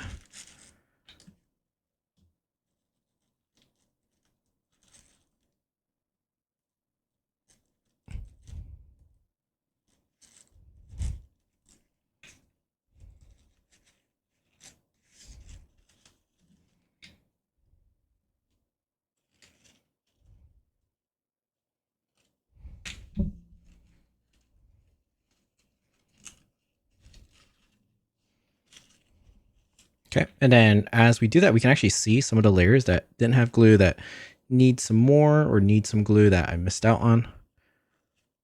So we're gonna fill those in. Right. Now we can start pressing them together. So I'm gonna get this one locked in. I'm going to add just like a tiny mountain fold onto each side of these layers, so it's a little bit cleaner. And as I do that, I'm going to start squeezing the neck in together like I showed. And then if you have a clip like I do, you can use that, which I'm probably going to use it. If not, you're going to have to use your hands and get that clip along those flaps and hold it down at the level it should be. Actually, it looks like the clip's not going to be enough on its own. I'm probably going to need to use my hands as well to really get this in the position that I want it to be in. Actually, might not be able to use the clip at all. I think it's too heavy, but at least it helped compress some of the layers. Make sure you check all three sides so that the chin is forward enough over the torso, but not too forward, not too far behind. Right. Make sure it's turned the right direction. If you want to have it looking the direction, which I might add a slight tilt here, make sure that is getting started. That is something we can probably add later, but you know, if you can do it now, do it now. Like that. And then it's kind of staying on its own already, but I know I'm going to need to add some glue. So now that it's compressed, we can kind of see inside where the layers are that it's compressed against. And I can add a little bit of glue to those.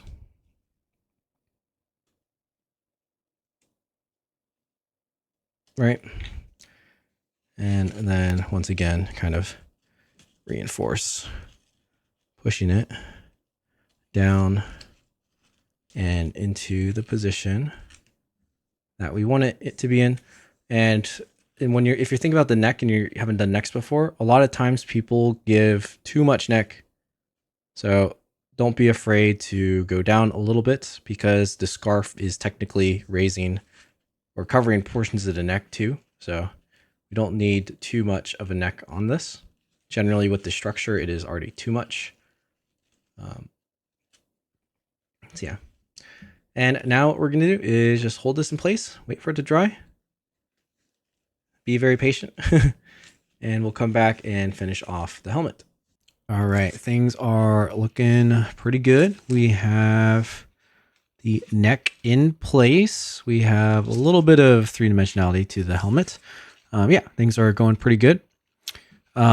It's kind of about where I want the neck. I think ideally it should be like a little bit more forward, but that's okay. That might be something we can use methyl cellulose to adjust later on. But for this part of the tutorial, we are just going to finish off the helmet shaping. So what I want you to think about is in the back over here, right? We've got this as a mountain fold, right? And it kind of rounds out.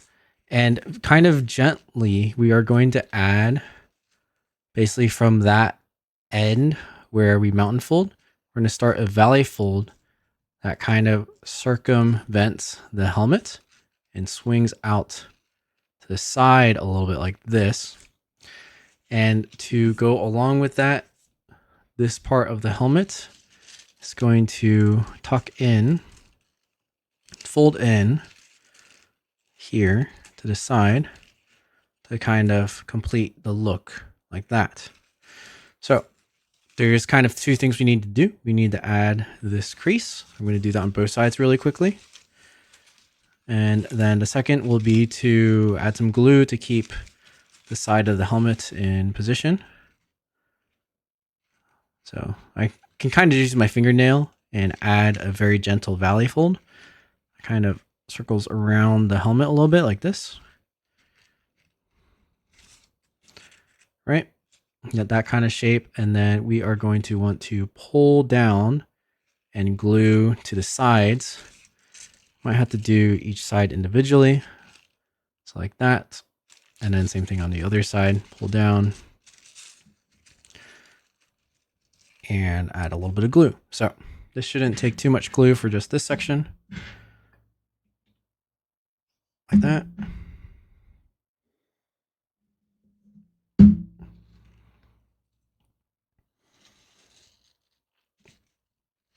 All right, so I'm just going to kind of add some glue to where that corner is over there. We'll start with one side at a time. I'll pull it down, push it in, and hold it in the spot that I want it to be in. Might take a little bit of time for it to set, right? And then we're going to do the same thing with the other side and then probably just let it dry. And then we're pretty much done with the head. So not too much going on with this step. It's kind of nice after we did some more crazy stuff previously. So try to make those equal on both sides. I'm just going to kind of check to make sure it's even. At least a little close to being even, like this. Right. There you go. And we're going to hold that, let it dry. Should be good. Okay, so this is a bit more dry now, so we can move on. Now, you know, you can spend some time to fix the head. We kind of squished it quite a bit, you know, getting that to be done. So maybe round it out. Ultimately, we'll do this like far at the end just to make it look a little bit better. But in case it's bothering you, right, just try to not make it look so squishy. But overall, it's not too bad. Let me just widen this out a little bit. And then we'll grab some to hook underneath, like tweezers. Just kind of pull this out a little bit. And we'll be good. All right, but we'll leave that for now. Worry about that later. And we'll continue onwards. Now, something I want to do is kind of start on the fingers. On the sword hand, what we're going to do is we notice our hand is too far in front of our handle. So let's fix that. what I like to do is imagine that there's a pleat for like the arm guard kind of around here. And I start pleating this backwards and in turn pulling the whole hand back as well. That way I can pull the hand behind the sword handle and begin shaping it from there. Right, so it shortens the arm a little bit, but we can kind of use this as our elbow, especially when we start bending it, and we'll be good to go from there. The other thing I'm going to do is I'm going to start adding glue in between each finger layer. That way I can shape them a little bit nicer. So let's get some glue. We're going to do this on both fingers. That way it'll be fast for us to shape. But we're getting close to the end where we're worrying about these much smaller details. So I'm just going to add some glue.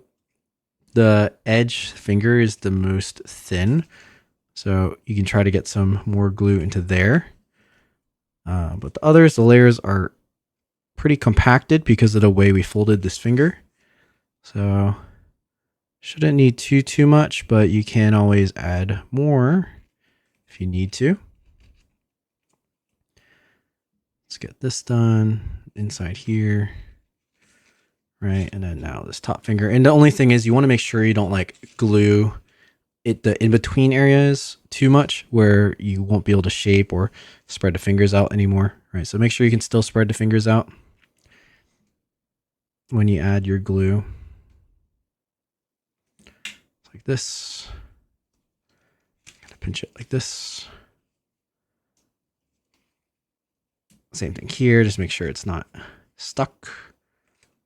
So I kind of have all my fingers like spread out way too wide, but once it's dry, we can squeeze it back together and it'll be okay. I'm also going to add some glue into our, into the thumb. Again, to make this a little easier to shape once we are ready to position it.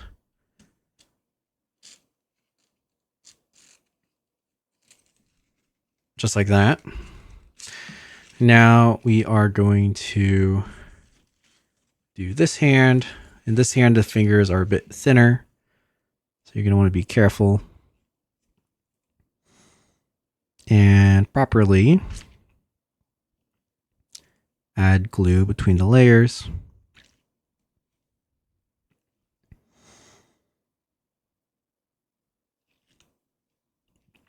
This hand will be a little easier to shape because of the structure, as like with the hands sitting next to each other, but also might be a little bit small depending on your paper.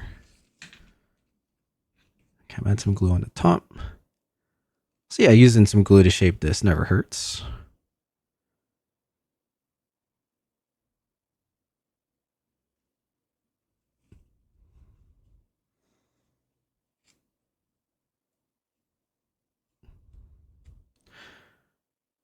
And kind of in the same way, this one, the fingers might be spread out a little bit while they are drying. That is totally fine. You just don't want to accidentally glue them together. So you still have the proper amounts of fingers.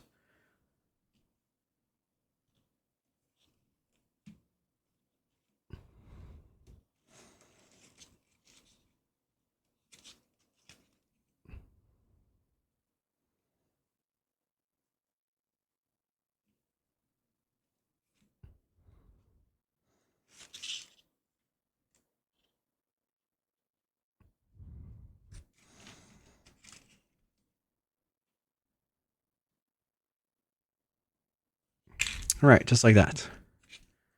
So now these are set to dry. We can kind of continue on. I want to, while we're working on arms, kind of prep the arms as well. I like to add glue between these layers over here, but leave the back of it unglued. That way we can shape and round the back. So let's go ahead and do that. We might need more glue than what we currently have, but I am going to put some between these layers. Let's get a good amount because we'll do this on both arms. You can see we are very much nearing the end because once we finish the arms, we're going to pose the shoulders a little bit more. And that's pretty much it. It's just like final shaping. but we've pretty much covered everything we need to do.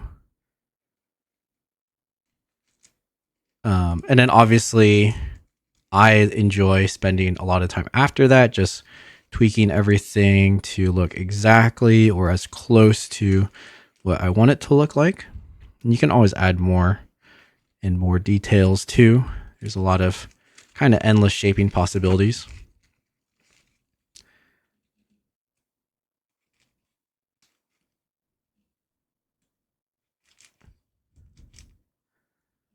And then sometimes around the hand, I don't add as much glue. That way I can open up some of these layers more if I need to increase the thickness of the wrist. This hand structure has the issue that sometimes the wrist gets too thin if you're using thin paper. So I'm going to use a little bit less glue when it comes towards the wrist, just so I can leave that for shaping. But then I'm also kind of spreading out the layers here as I'm pushing them together, because this is about how I will open up the flap to shape it. Right, so I might as well just open it now so I kind of remember where it is, and then squeeze along the other layers to let it dry.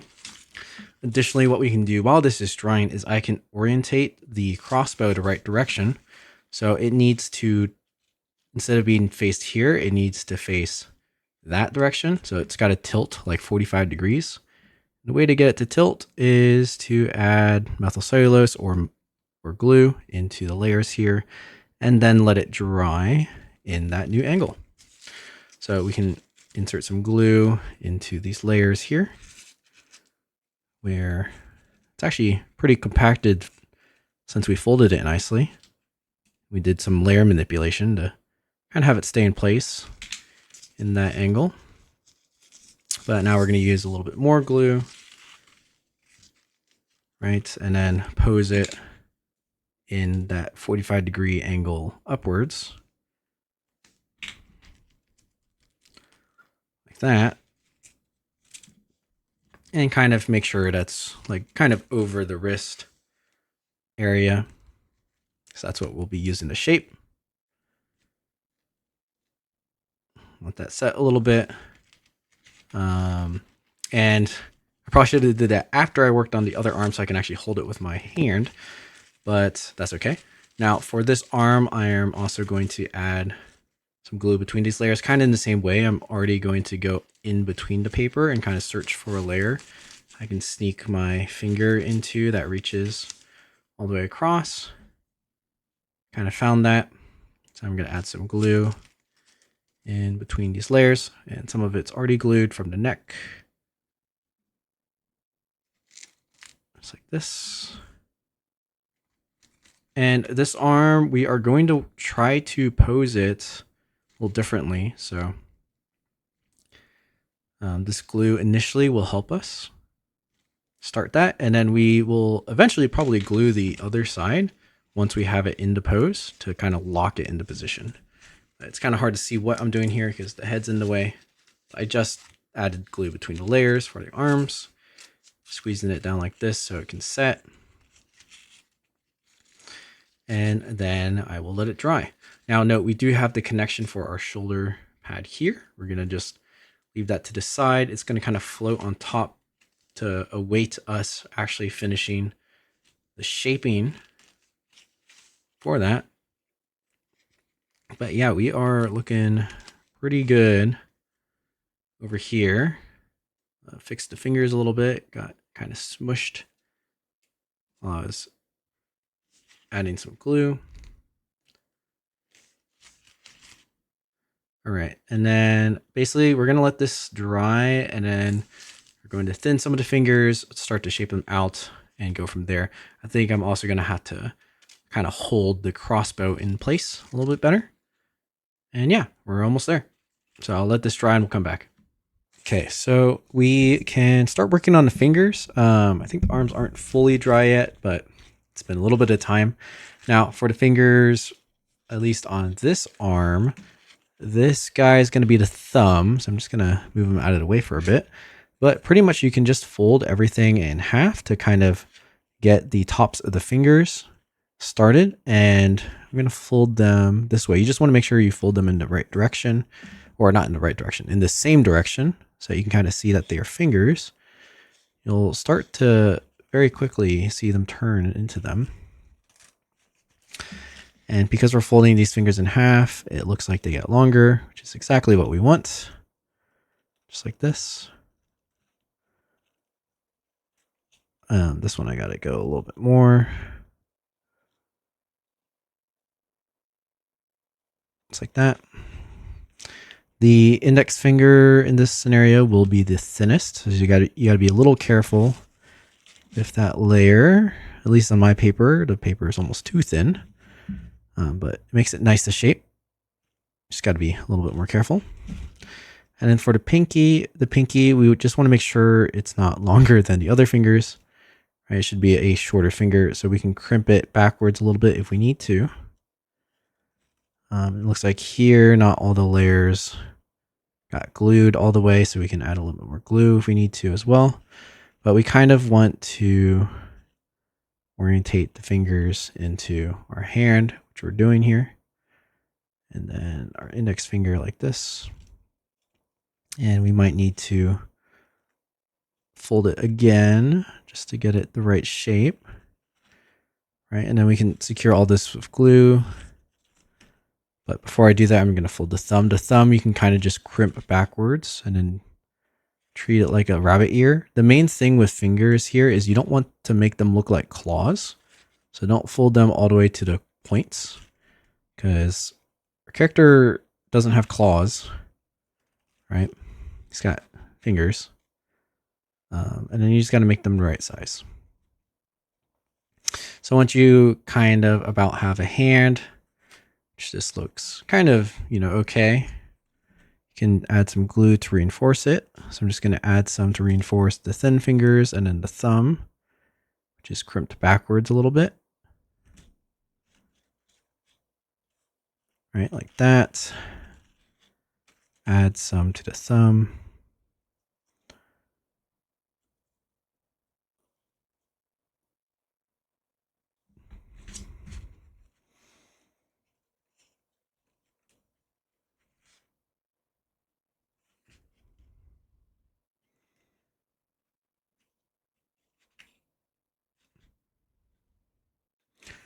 There you go, and let that dry. And then once it's dry, I might be able to add a little bit more adjustments just to make the fingers a little bit more finger shaped. I think the index finger needs a little bit of work, and then we might need to shrink the pinky a little bit as well. To shrink the pinky, you can also just mountain fold the tip down. Just make sure it's the right direction. And it still looks like a finger. Right, like that. Okay, so now let's take a look at the sword hand. Remember, we have this pleat here as well. Kind of same thing. You can start by folding the fingers in half. Now, the pinky finger in this scenario will be our thinnest. So you don't necessarily have to fold that exactly in half. You can fold it like kind of off-centered, and it will help it maintain its thickness and not be too thin. Something like that. And we kind of have to squeeze some of the fingers together just because of the way this is structured. They aren't really naturally splayed in a hand position. But we can definitely kind of pinch it and force it into shape. The other thing is this pinky might also be a little too long, so you can kind of do the same thing and crimp it to the side, or just kind of hide the length with a mountain fold. I think that's the approach I'm going to do here.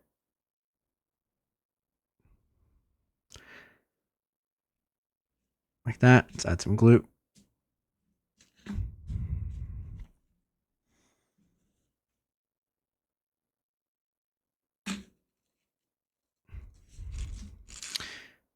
Then we got our last finger over here before our thumb.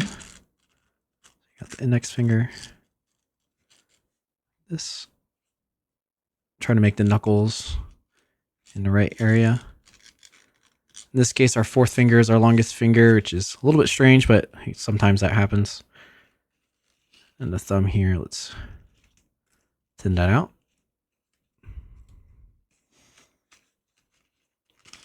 So from here, my pinky is pretty bad actually. So it's kind of just in the wrong, it's like sticking out from the wrong section. So what we can do is just gently move it. I don't want to rip the finger off. So I gotta be a little bit careful here. Just kind of crimp down with the fourth finger to kind of put it in the right spot.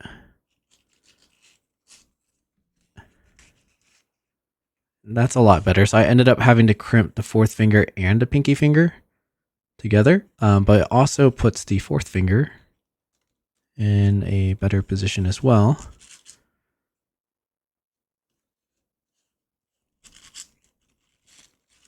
And we'll start the shaping from there, right? The next thing we're going to do is try to wrap our hand around our sword hilt. And this is going to need a bit more glue. Sometimes this requires some methyl cellulose, but we'll just try with glue for now. And in here, you're going to put it in the layers between the hand, kind of obvious, right? This kind of connection area.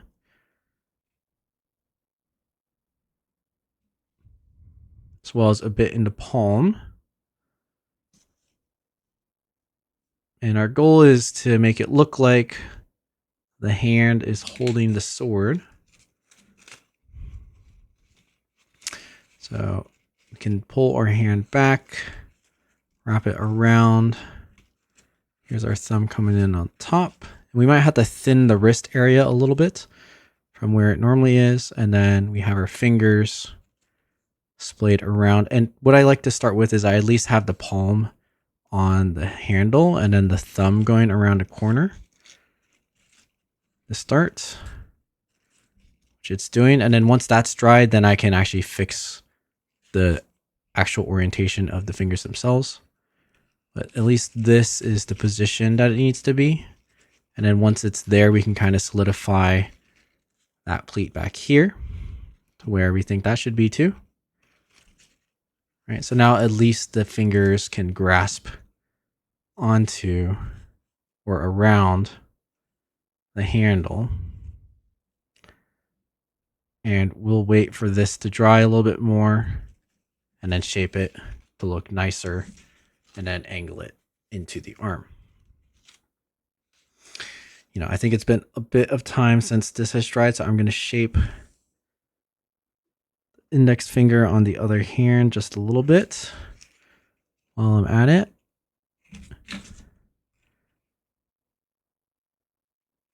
Just use some tweezers to make it a little bit faster.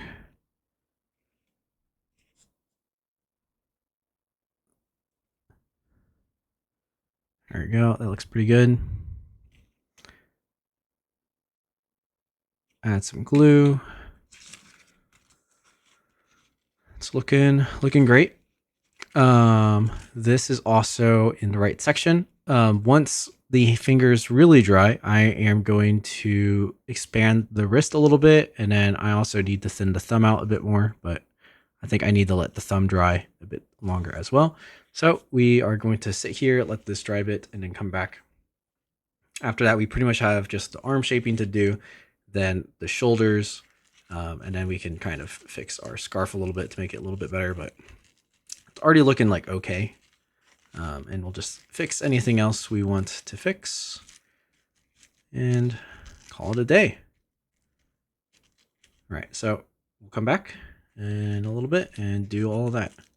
All right, it has been some time since we let this dry, and if you can get this into focus. There you go. It's looking pretty close, especially now that we have the hands. So our next task is to shape out the arms. Maybe let's go ahead and do this arm first. It's probably going to be a little bit easier. So what I want us to do is basically be opening the wrist, especially in this forearm area, so that the bottom of the arm isn't too small, right? It's kind of thinned there. So because we left this open, we can widen it. And then as we get to the upper arm, this is where we can shape in like the elbow and all sorts of stuff like that. So it looks like I might need a little bit more glue to help support this. Let's get ourselves some glue. And I'm just going to add it to these loose layers on top here. As well as, now that we've opened it up, I can add a little bit to the underside, especially on the surface, so that it's not wobbly, right? Like this. And then kind of same thing on the other side, we can add some glue right in the middle there. And that can help us properly shape out the wrist.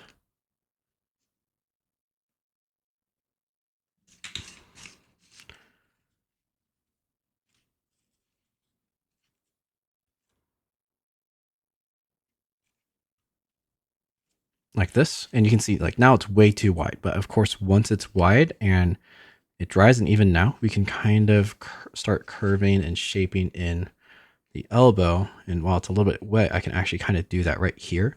So I'm basically just making some small press folds and like tiny little crimps in the 3D to kind of form an arm. Keep it round, kind of like what we did with the leg.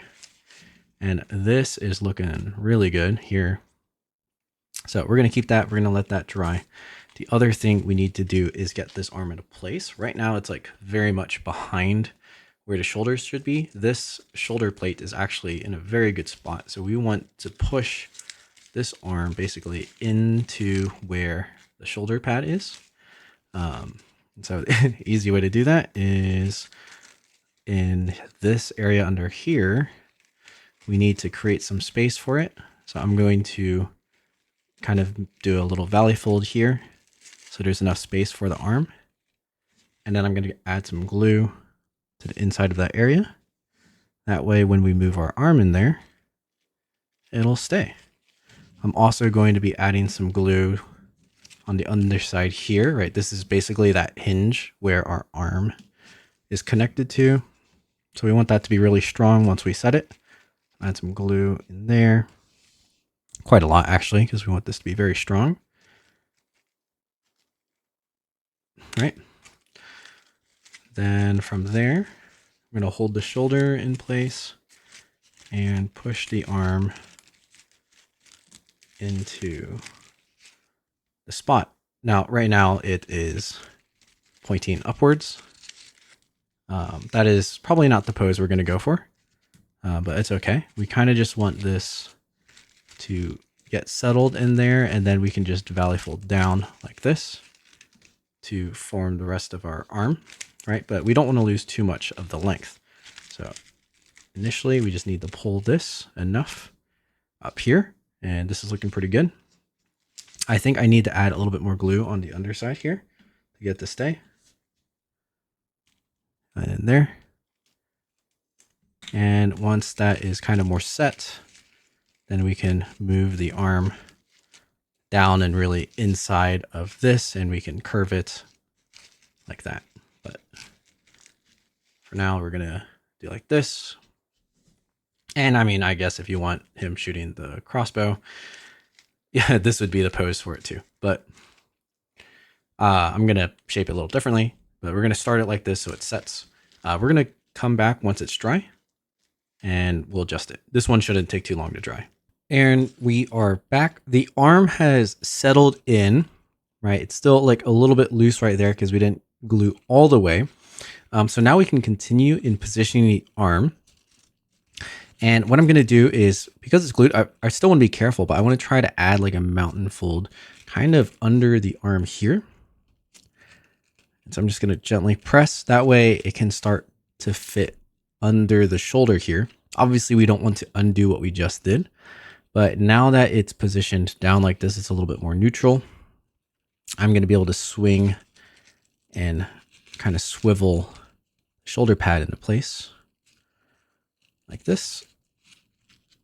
And you might have to check for what you can grab and what you can push against to allow that shoulder to kind of settle in, right?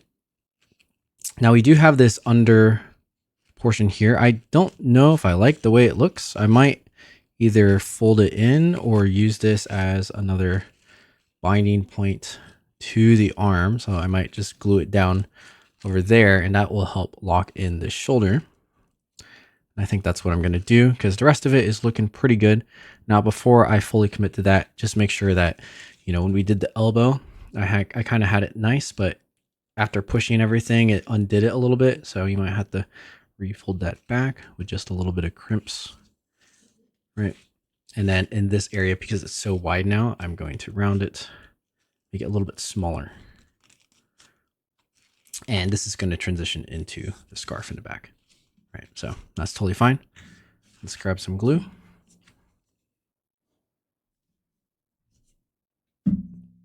And let's apply it to the under portion of the shoulder pad. And the other side too.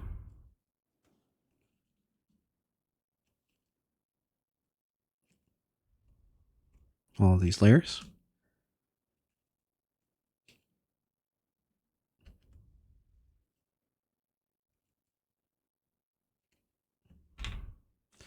Right, now we can position it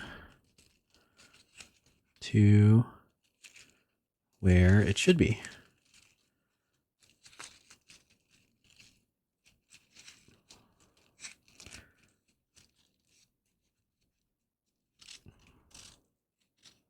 Like that. And this one might be a little bit tricky to hold in place, but you gotta try.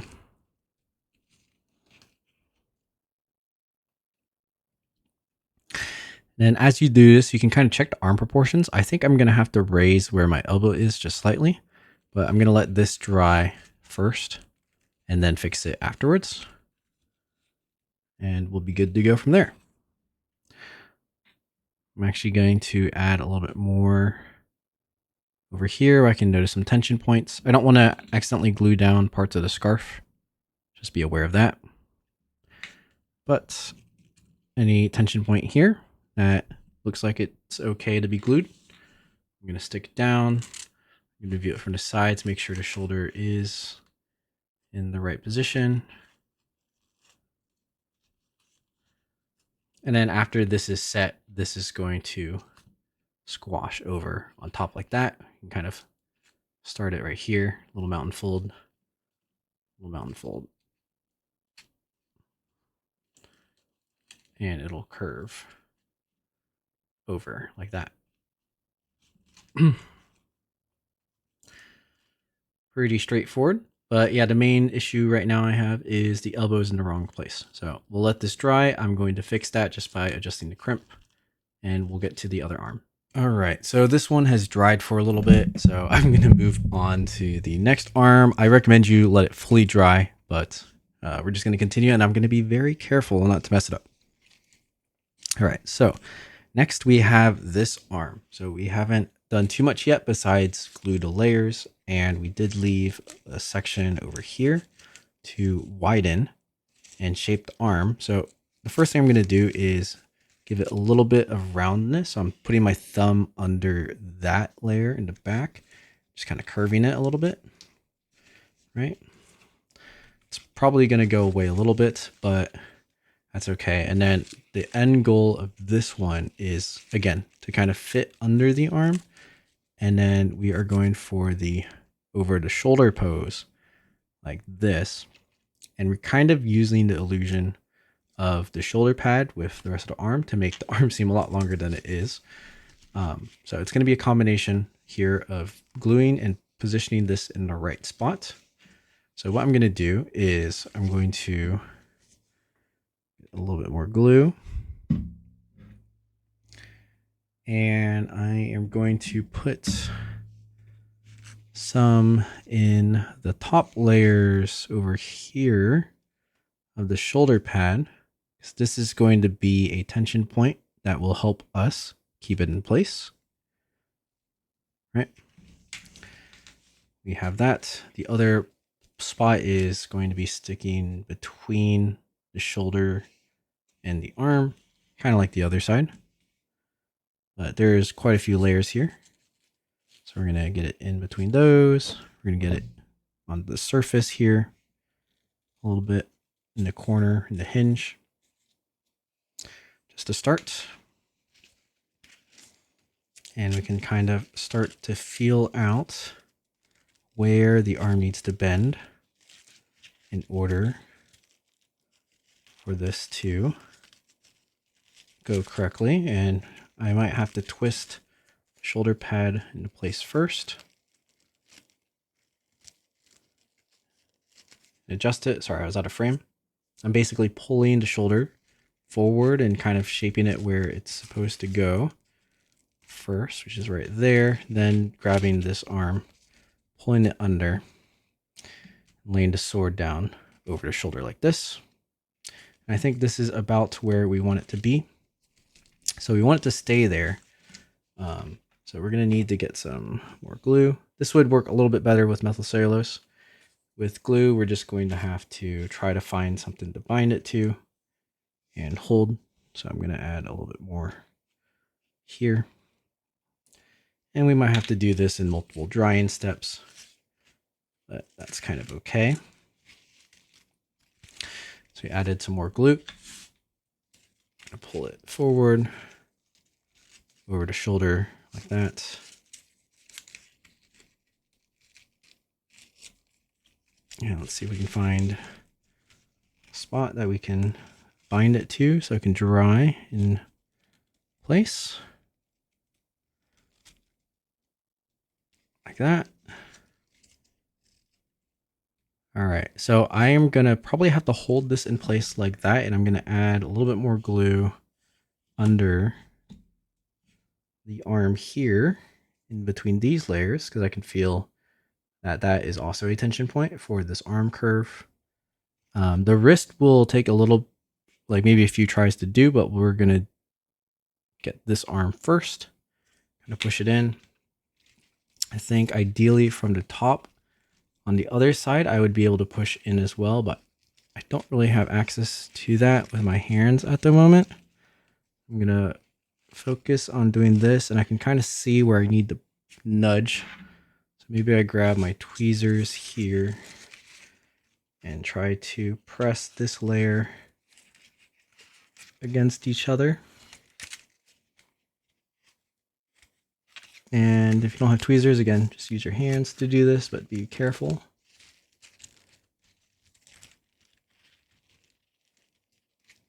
Something like that. Okay, so I was basically just trying to press it against itself a little bit more.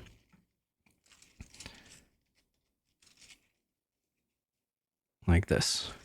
All right, so ultimately I am just gonna have to hold it in place until it dries. So we're gonna hold in place like this, wait for it to dry, and we'll come back. All right, we are back. It's not fully dry yet, but I want to show y'all what I was able to do in order to keep this in the same position it was. So essentially I held it in this position for about 20 minutes. And at that point it was starting to get set, enough for me to wrap this Velcro around it to hold it in place. And then also to add this clip and to hang at this direction. So it's adding some weight down. It's not bending the sword at all, but it's keeping it at the correct tilt that I wanted. And then from there, I added some more glue. I also added some methyl cellulose just to get it wet so it would stay. And now it's going to be drying like this. So I'm probably going to leave it like this for maybe another 20 minutes. I'm just going to hold it, and then it should be relatively dry. We might have to, fix it another time, but at least it should be good enough for the tutorial, and we'll continue on. But this is just sometimes what you got to do to get a little creative to hold things in place when it's a more complex pose. So yeah, I'm just going to continue to hang on to this for another 20 minutes, and we'll come back. All right, it's been around another 20 minutes, and I took off the clip. As you can see, the sword still probably could angle a little bit more, but we didn't have any glue that was ready there, but that's okay. In the end, right, that would be something to worry about with the final posing, but because we still have a little bit left to do, we will just save that for later. I'm going to gently undo this wrap. Right, and we can see both arms are pretty much done. It's actually looking very, very close to the original over here, right? Pretty close. So we are just about done with this shaping tutorial. The last thing is the scarf. So we have that back here. It's not really done yet, and I guess we have a little bit of final details like with the back of the arm, stuff like that, but yeah, pretty much just the scarf. Now the front of the scarf, I roughly showed how to fold it in the previous tutorial, and since then we have kind of squished it a whole bunch all around. So you know, depending on how it's looking, actually it's not looking too bad, kind of because it's been squished. But if you need to adjust it, I think the best things to do is, again, make sure you have these elongated lines going across. That kind of looks like it's draping over this torso or chest plate here, and then also continue it to go into this shoulder pad here, right? And then same thing on here, but in order to continue it across this shoulder, we will use this layer.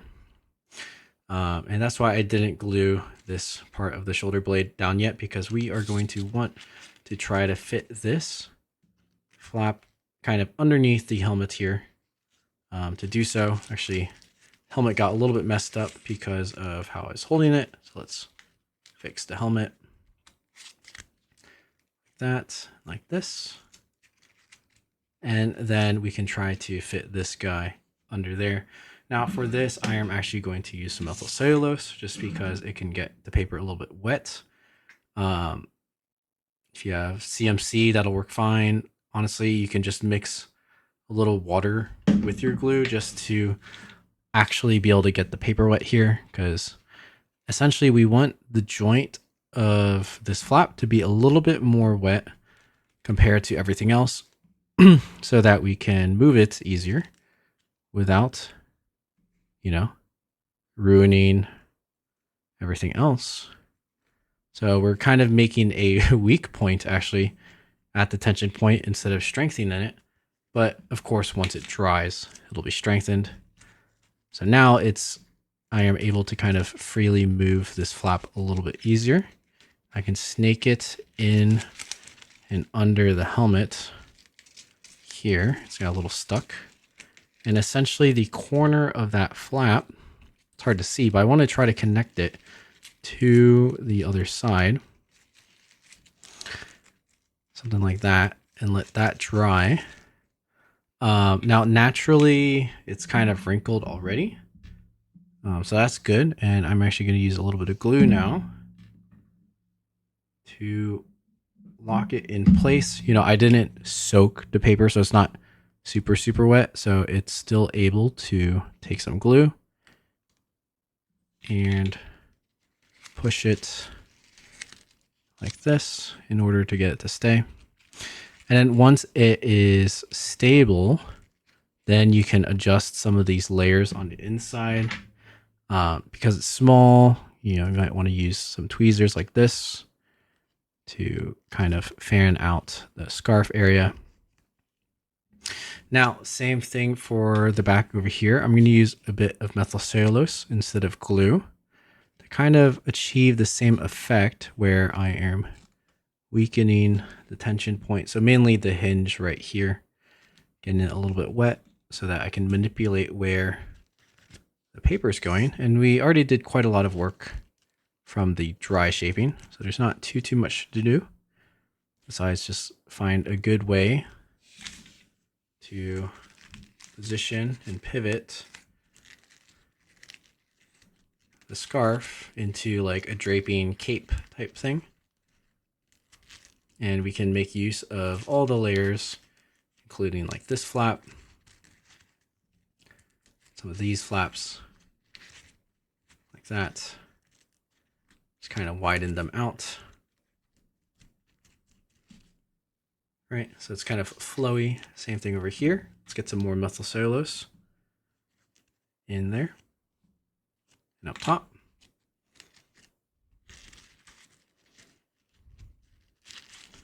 And really try to make it look like it's draping over the shoulder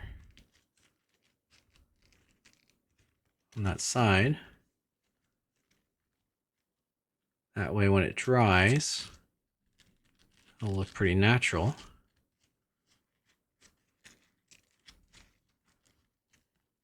And of course, when it dries, we can still manipulate some of the creases if we need to add some ruffles or anything.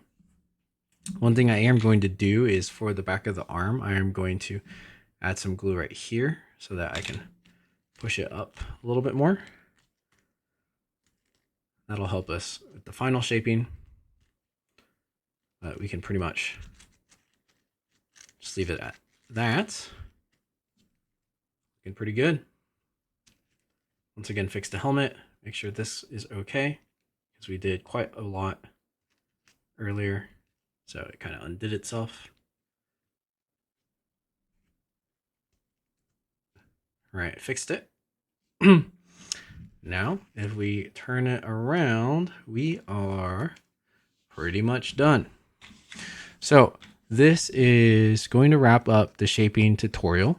I think there is still some final shaping you could do, and even I could do, which I might get done before the painting tutorial. And of course, that is like once this stuff is dry, just make it look a little bit better, a little bit more ruffles, a little bit more even, stuff like that.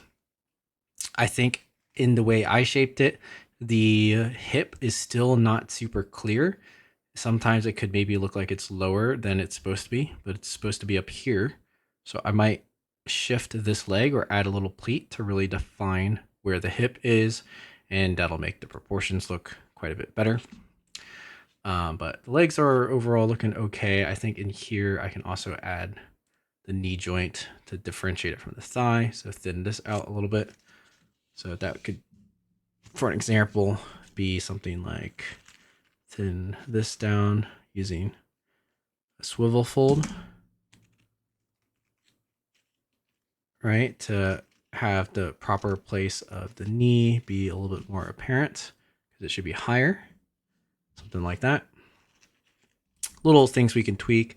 The hand there, I can shape the fingers out a bit more, curve them, and then if I actually, in this area, what I'm going to do is add a little bit of glue for this top shoulder plate, just in the corners here, just so that it can actually curve on top.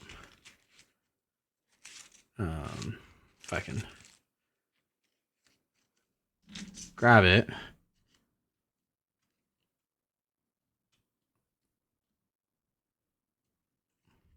Something like that.